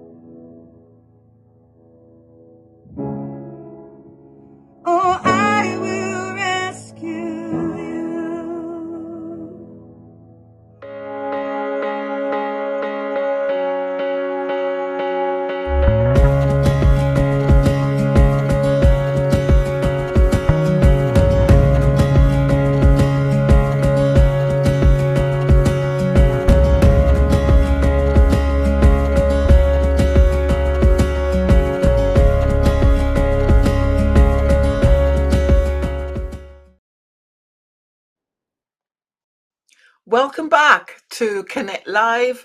We are discussing the menopause, the M word, and we've discussed so many. We've heard the stories and journeys from our guest panelists about their own symptoms, their own journeys, some of the treatments, some of the approaches that we can take as women. We've heard from our medical doctor about, some of the, if you're going through additional challenges such as cancer treatments or other hysterectomies or operations, what you can do to support yourself, how as women we can educate ourselves, and the importance of the family understanding about the menopause. This section, we're now going to be discussing the male menopause. Is there such a thing as the male menopause? So, right, if you're watching, please share the link with someone, let someone watch, send the message, let them join, whether they want to join us on YouTube or Zoom, because we're now moving on to that question. Now, I'm going to go to Yvonne first of all, because you in our discussions you raise this. We've heard people talk about the male menopause, and it's almost like, well, you say it in jest, you know. They're going through something themselves. Is there some? I'm going to come to each of you, maybe to share from your personal experience, and then we'll go to Dr. Sarah to actually to, to to share. Is there a male menopause? And I know there's a medical term that I found for the male menopause. So yeah, over to you, Yvonne. Oh, Kick us thank off with you, that Joyce. question. Thank you. Yes, I'm going to be very, very interested to hear what Sarah has to say about this because I came across this. You know, people have always said, oh, he's going through the male menopause. You hear that bandied about. But Yeah. earlier in the year, I was actually interviewing a lady about her menopause, and her husband was there, and he said, oh, I've got the male menopause. And I thought he was joking. So I decided to interview him as well. And he said that he'd been experiencing symptoms such as irritability, low mood, and a few of the some of the same symptoms that women go through.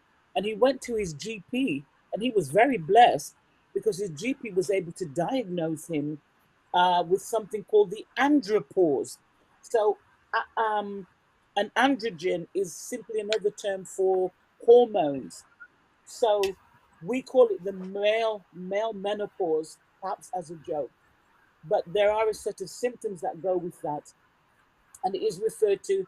I did a lot of research on the internet, and I found most of the information was in the American journals, but they call it the andropause, and it's when the hormone, the testosterone hormone, declines in males, and this can lead to different symptoms as well. It's age related, and it's not the same as the female menopause because the testosterone levels will reduce to 10 to 25% within a male's body, but it reduces at a very, very slow rate, maybe 1% a year. Um, they can actually have a blood test, and this will diagnose the condition. So the symptoms again include irritability, weight gain, low sex drive, and a low functioning as well. And they have problems sleeping. They can suffer with depression, fatigue, loss of muscle strength, and it may even include hot flushes as well. So I found that really, really interesting. Whereas they experience a decline, us as women, we experience a complete shutdown of the ovarian hormones that produce our estrogen. Um, I can give you some more of the symptoms. One of them is erectile dysfunction, the inability to achieve or sustain an erection, a decreased sex drive, and infertility. And as this can happen in men in their early 40s or even late 30s, the infertility could be a problem. Depression, fatigue, insomnia, They have increased body fat, anxiety, irritability and anger, night sweating, joint pains, hot flushes. It sounds a bit like the menopause, doesn't it? They can also lose hair, reduced beard growth. They can also lose confidence, like some women do, and they can have poor concentration. So that's another version of the brain fog. And they also develop man boobs. So I think that covers the extent of what I know at the moment. It can be treated. They can also have hormone replacement therapy. So they would get their testosterone replaced, and this will signal a big improvement in the men.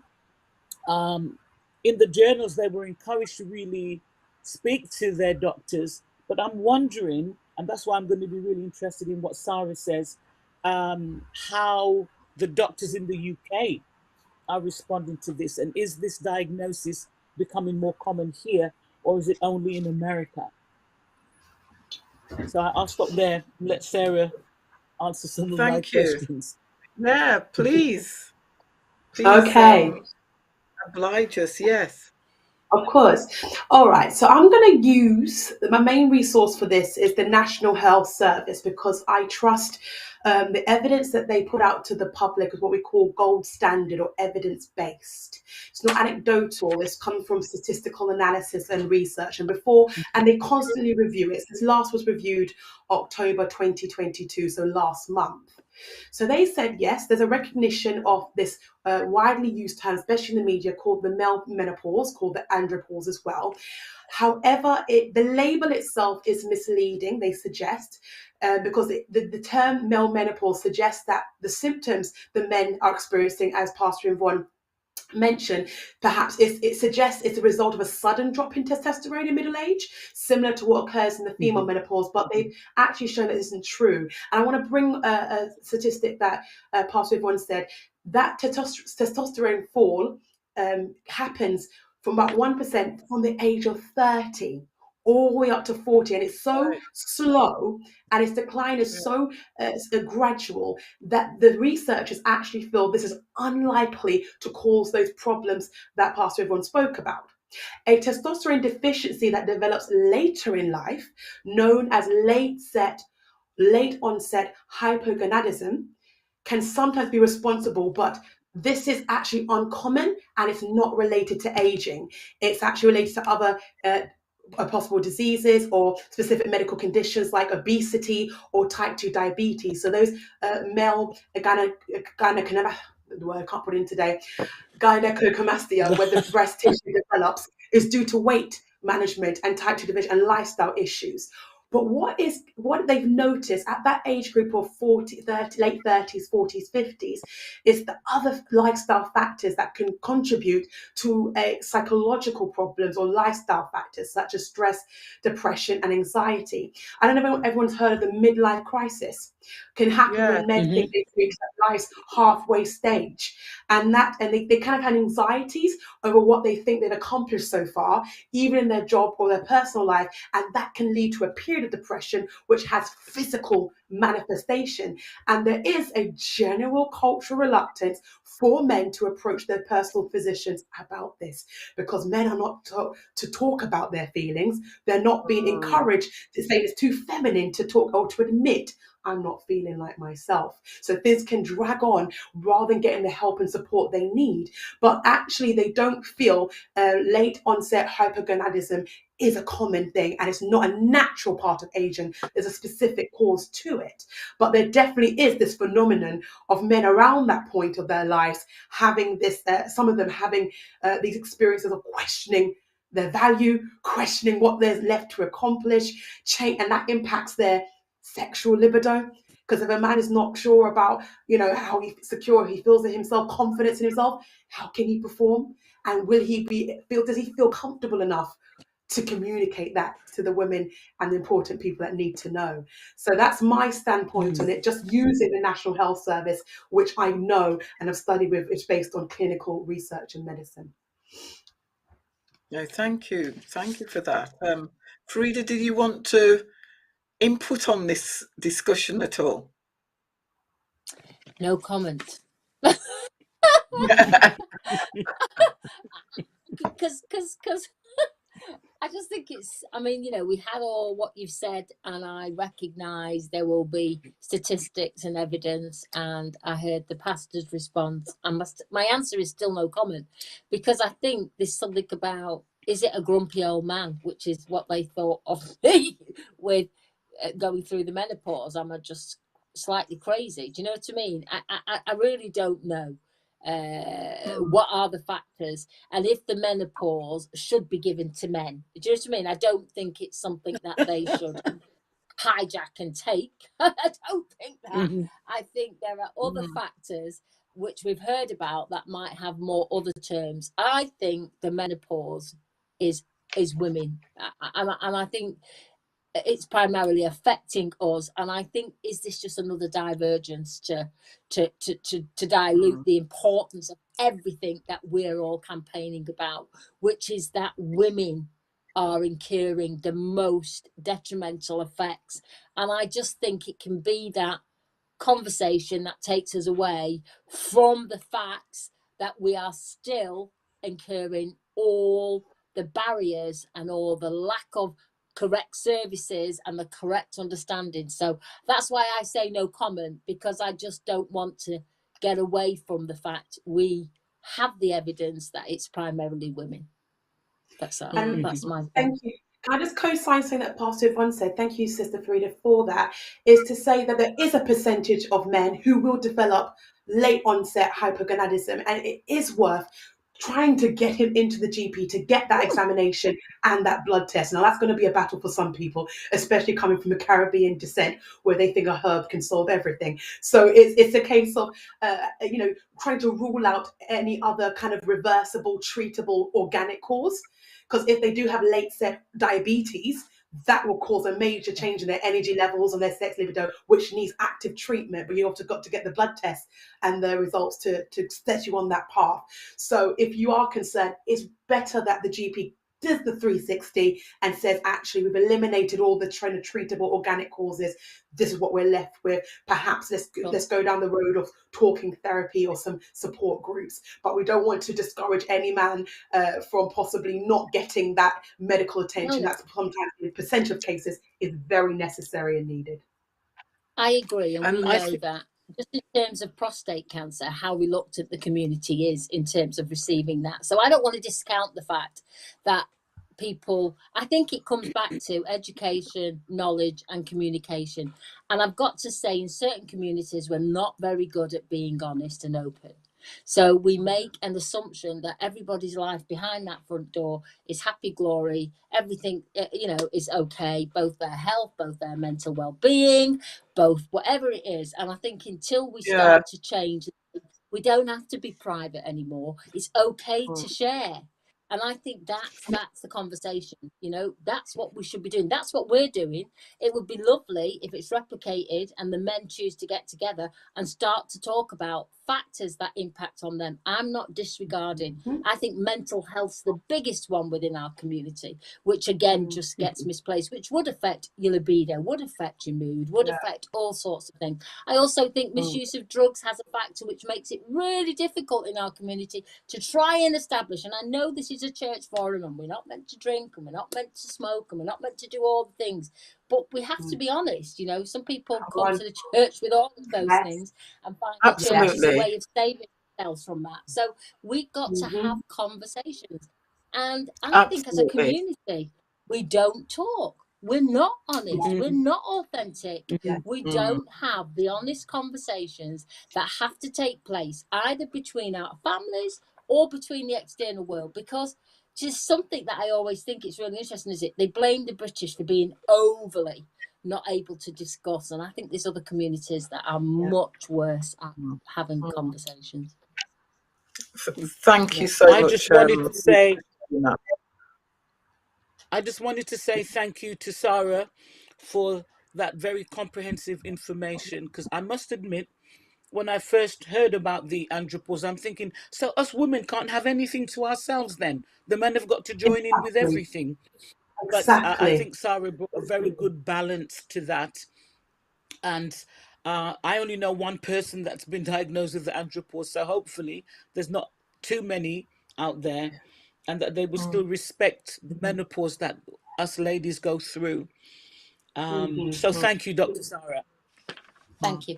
Pleasure. You don't mind, ladies, do you? I'm really conscious that I might end up losing all of you. So my battery life is saying a very small amount. So I need to get the battery. So do you mind if I just do that? Because I don't want to lose you. And I know I should stay on camera all the time, but I just feel I'm going to end up going otherwise.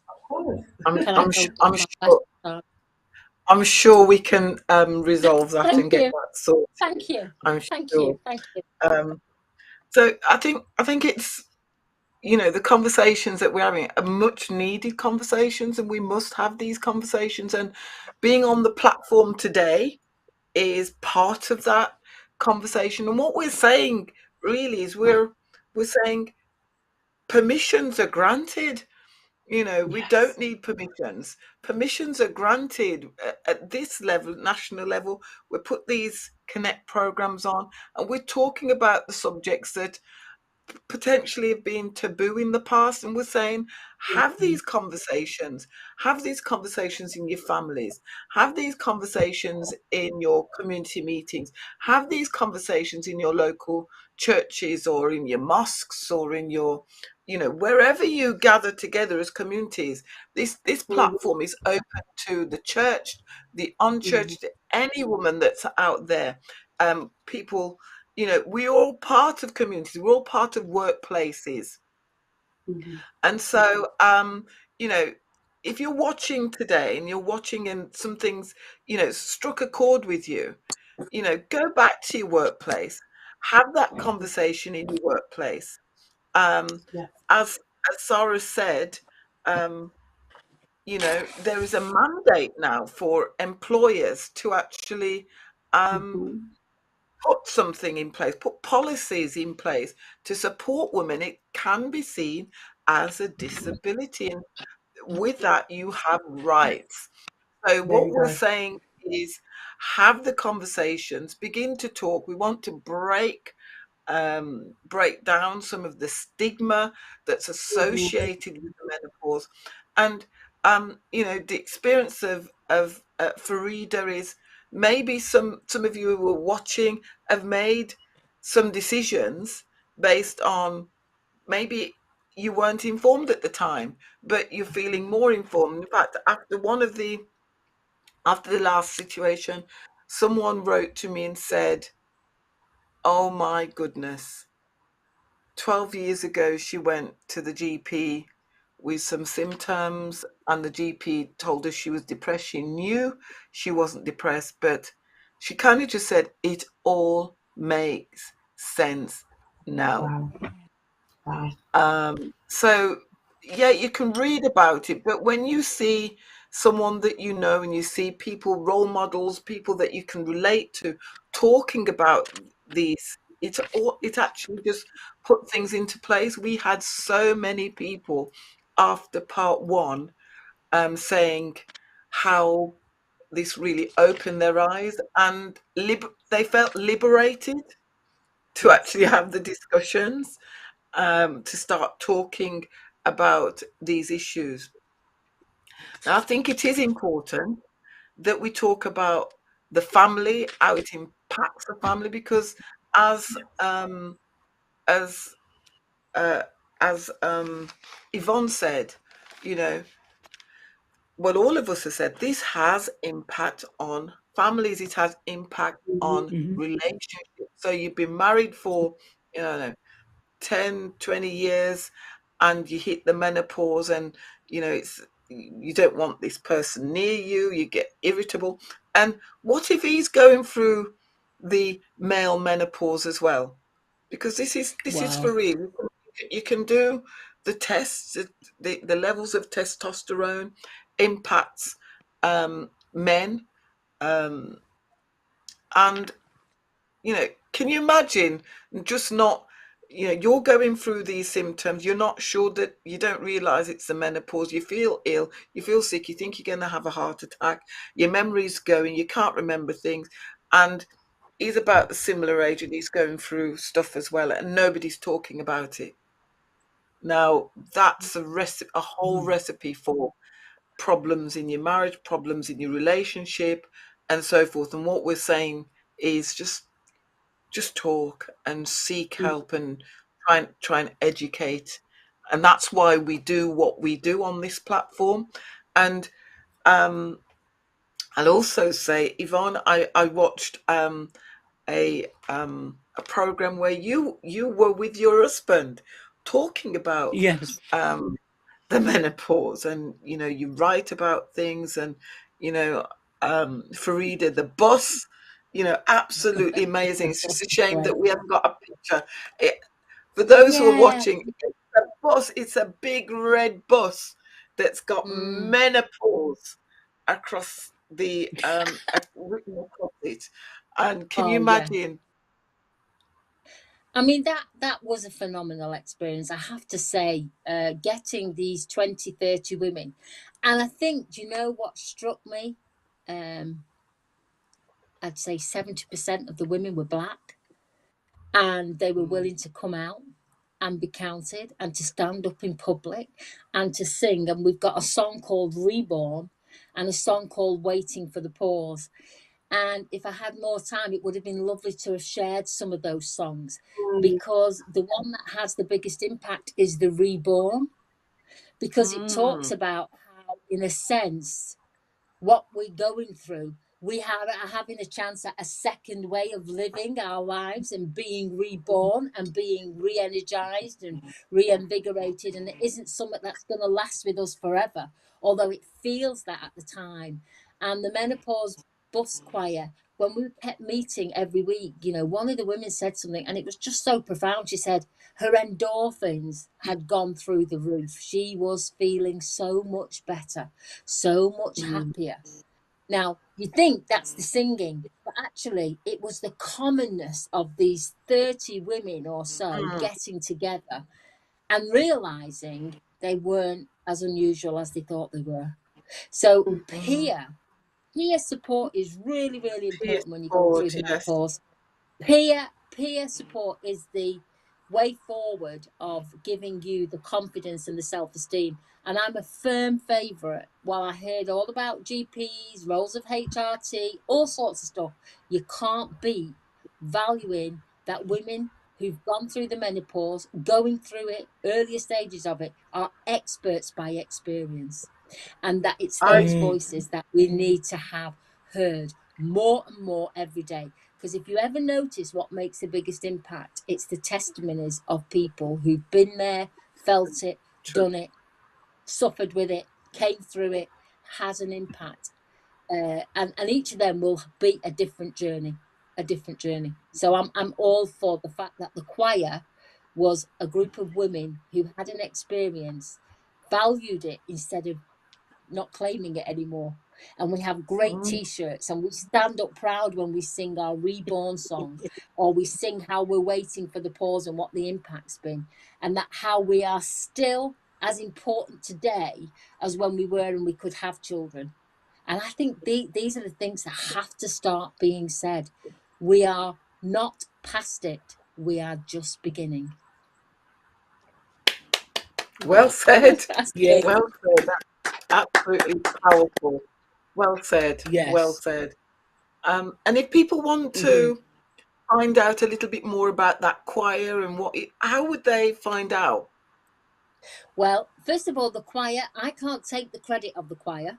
The choir was formulated actually through a European link with a group in Switzerland that was also forming as a menopause choir. And the idea was before COVID, we would have met up and we would have done all those wonderful things, and we couldn't do.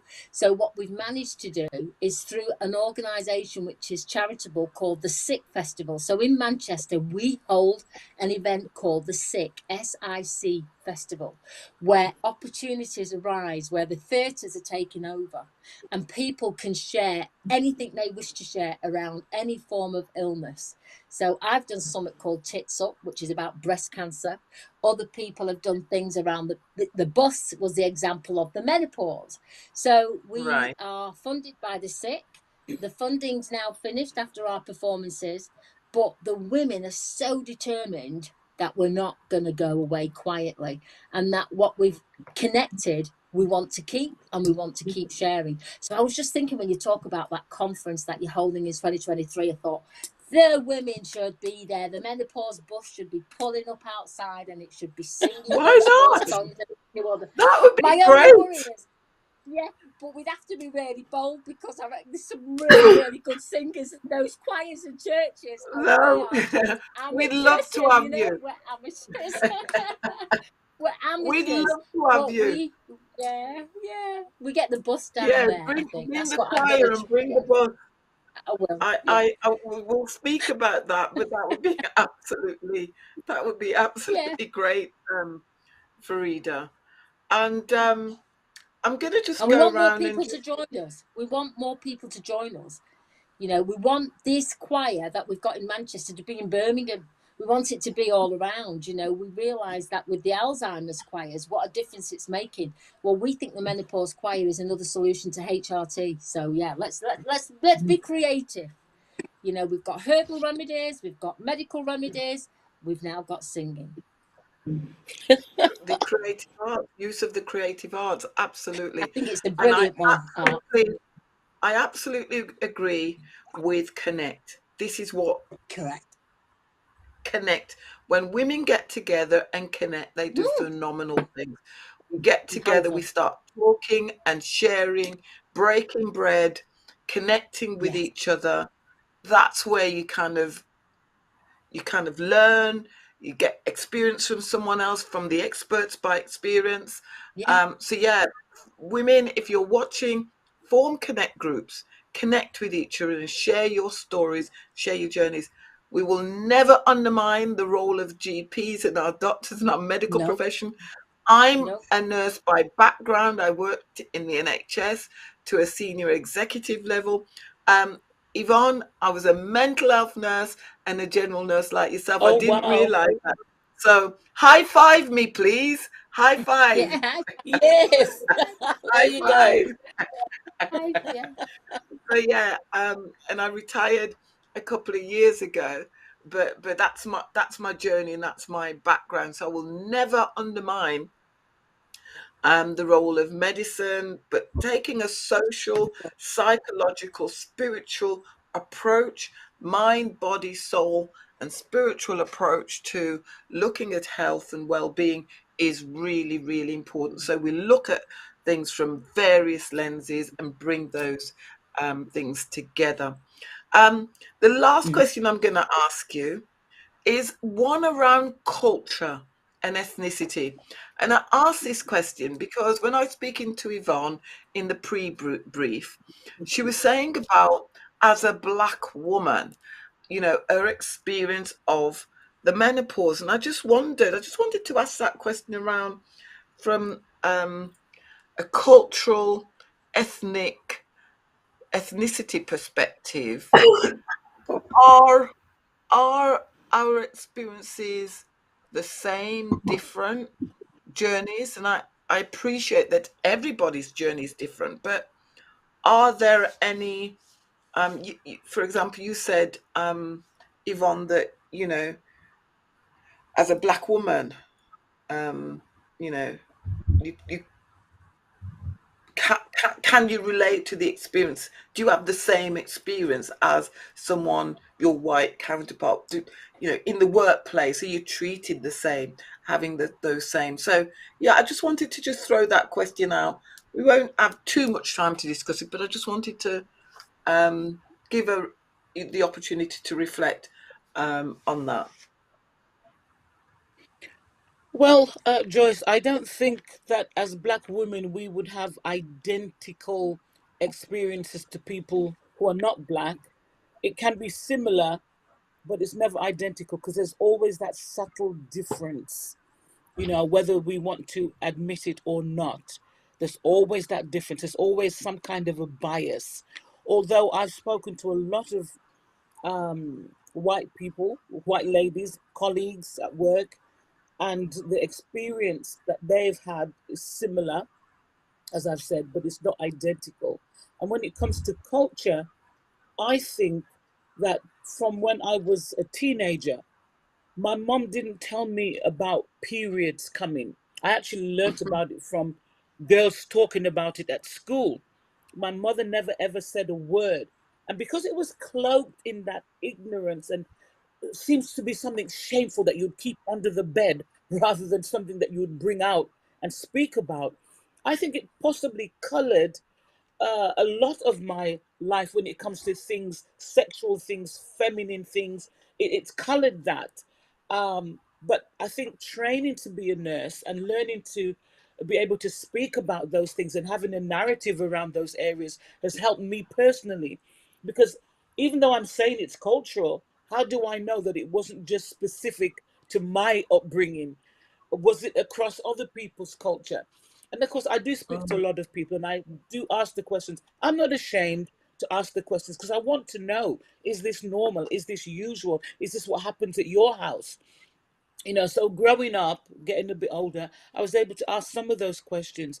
And I do see, again, similarities where culturally, a lot of it is is cloaked in that shame and stuff. And then being in church as well, um, sometimes, I don't know so much today, but a lot of the time women were treated like spares or second class citizens, or they were there to help to maintain the work, but never was seen as a main person in that work. It's only in these last few years that women have been able to move into the center stage and move into ministry in their own right. But previous to that, were always on the back burner.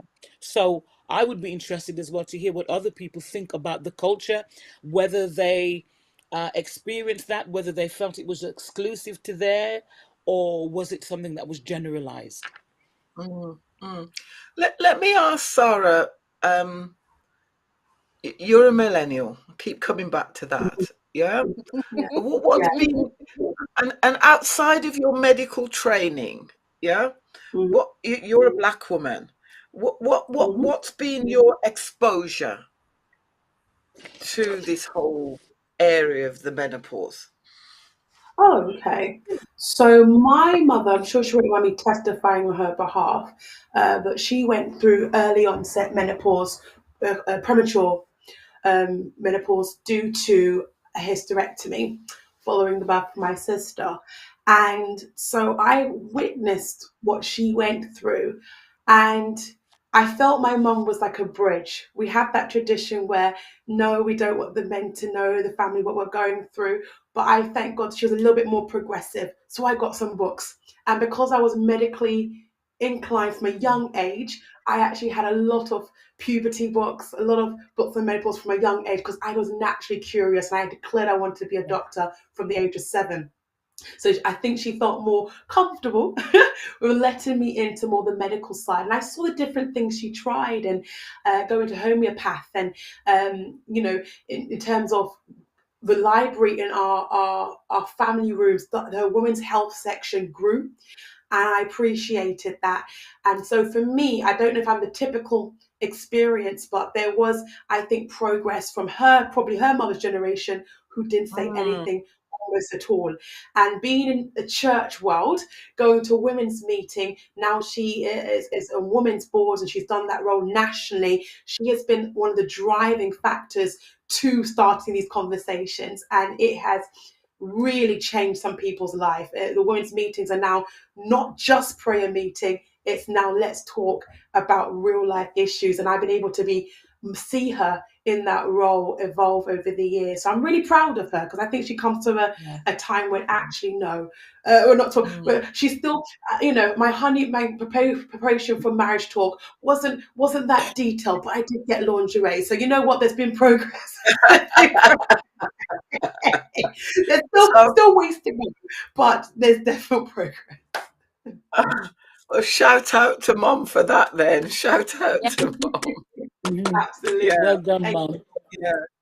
And final word goes to Farida.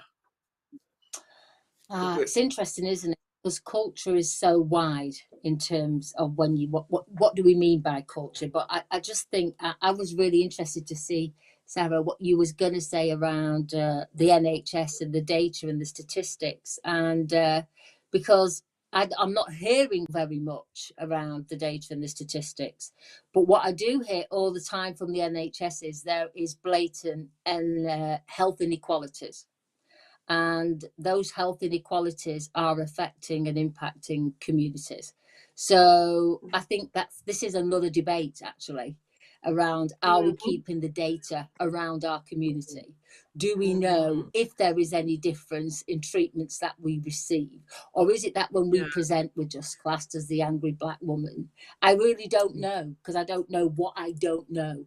I know in the cancer world, it's the disparity is so evident around how we access services. So I go to many meetings in the cancer world where they talk about black people will die, and I'm like, well, if you know we're going to die, what are you doing to stop it? It's kind of like, the statistics are saying we don't do the screening. We have all these barriers. Sometimes are those barriers cultural? Are those barriers linguistic? When we talk about culture, we've got to take on board other people's religions can be a barrier to them accessing a service. So it's very, very broad. And I think sometimes culture, religion, oppression, poverty, they all just intermix around an access of service. And I'm really keen around whether or not black women are receiving an equal service as a counterpart. And I don't know what research has been done. I know that there's disparities in lots of areas. So maybe somebody out there. I don't know. Maybe it's Dr. me. Frida, you make a good point. I think the most research I'm aware of is definitely this disparity in terms of women's mortality rates in childbirth. That's where I think I'm more familiar with the work. And there is statistical analysis that they're more likely to have cesarean sections, which carry more complications, more likely to suffer life-threatening complications after childbirth. And so that's the work I think I'm most familiar with. And it is, you've got to dissect it speciality by speciality, and it even comes down to the fact there's not enough people that look like us in the health force. The clinical textbooks don't have enough studies and pictures to look at clinical science in dark skin, women and or I'm pigmented.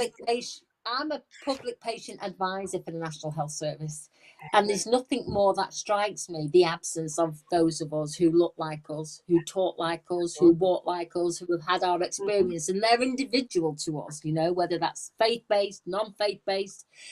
And for me, more importantly, is the absence of people being involved in high-level influencing. And that if we are to get the change in the M word, then Davina McCall and the people who go out there need to be connecting to people like yourself, to people like the pastor, to people like us. Because I suppose when I'm watching Good Morning Britain, I want to see someone like me.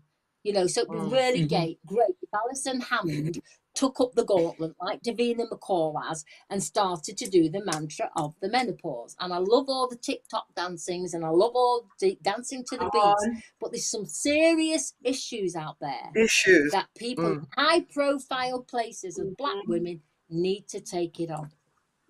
Absolutely. And on that note, because it's now nearly past. Oh my God.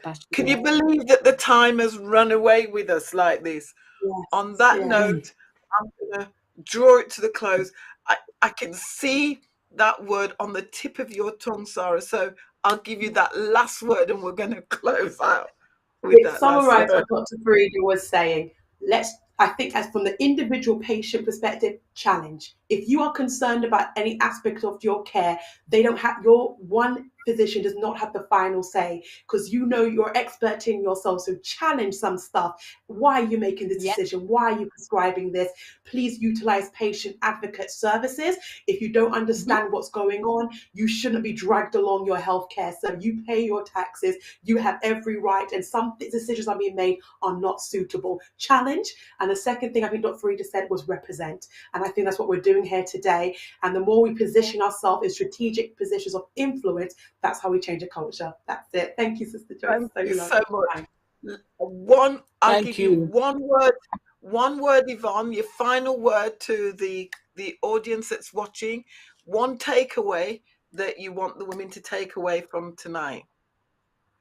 Okay, well, I would say to the ladies that you can survive the menopause, but you have to begin focusing on yourself, looking after yourself, and making sure that you are caring for yourself, even if nobody else is. But I'm really grateful for this talk tonight. It has motivated me even more to continue to push forward with this message of the menopause, reaching people who need to hear this story. Thank you Excellent. so much. And if people want to purchase Yvonne's book, you can get it off Amazon. Yvonne, can you just put it up again for me, please? Your book? Yes, I can. But I prefer if they bought it from my website. When you buy from Amazon, I Okay. only see a couple of pennies. So if you get it from my Okay. website, Yvonne Elizabeth Brooks .com, then I will get the $4.99 instead of a couple of pennies. Yvonne If Elizabeth Brooks Yvonne Elizabeth Brooks .co.uk. .co.uk. You said Am I .com giving you the earlier. right information? Yes, it is .com. Sorry. .com. Okay. Yeah. And we need you to purchase those books. Buy one for a friend. Buy one for family members. Thank you so much, Yvonne, and thank you to all of you that have joined us tonight. And so, in closing tonight, I just want to thank each and every one of you women who have tuned in with us tonight. Thank you. We've run out of time. It's been hot topic. Join us, connect with us. These are our on Twitter. If you're a Twitter user, Joyce Fletcher 20. You can connect with us on our website, www.cogop.org.uk/women, or indeed on Instagram. And we are also on Facebook, COGOP Women on Facebook. So thank you for joining us tonight. It's been a delight. We've had a fantastic time, and we're just going to close out with our final worship song by Lisa Fiaspi. Good night.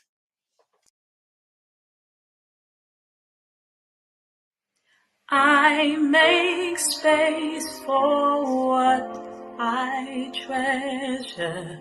I make time for what I want. I choose my priorities, and Jesus, you're my number one. I will make room for you. I will prepare to show you. Don't feel that you can live here. Please live in me.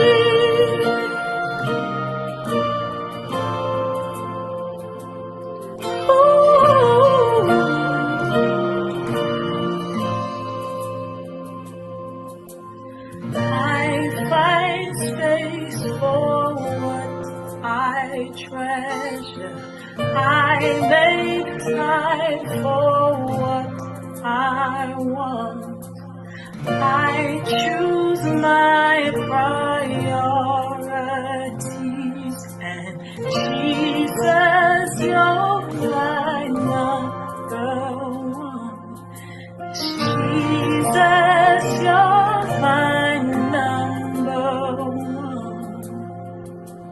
I will make room for you. I will prepare to show you.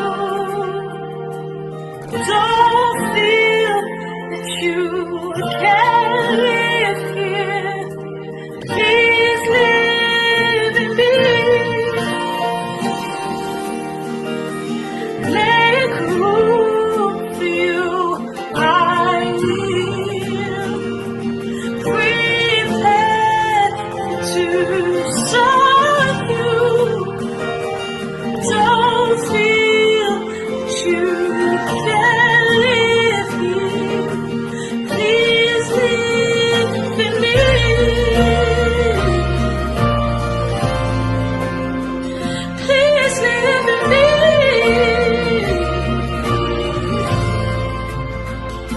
can hear the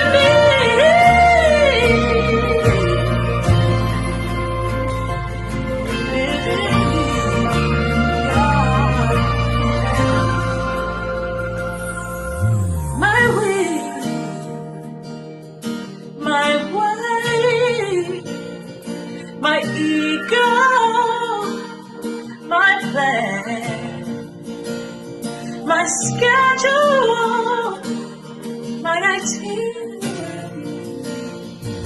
I will make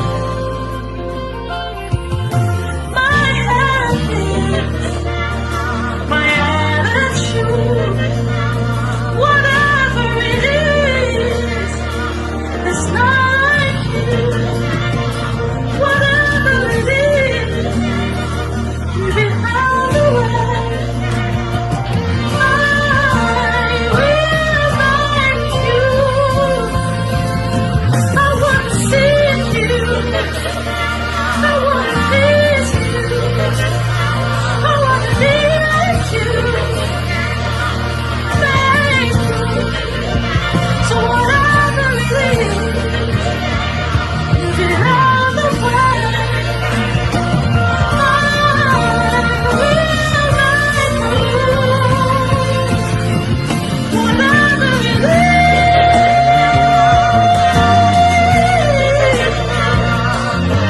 get it out the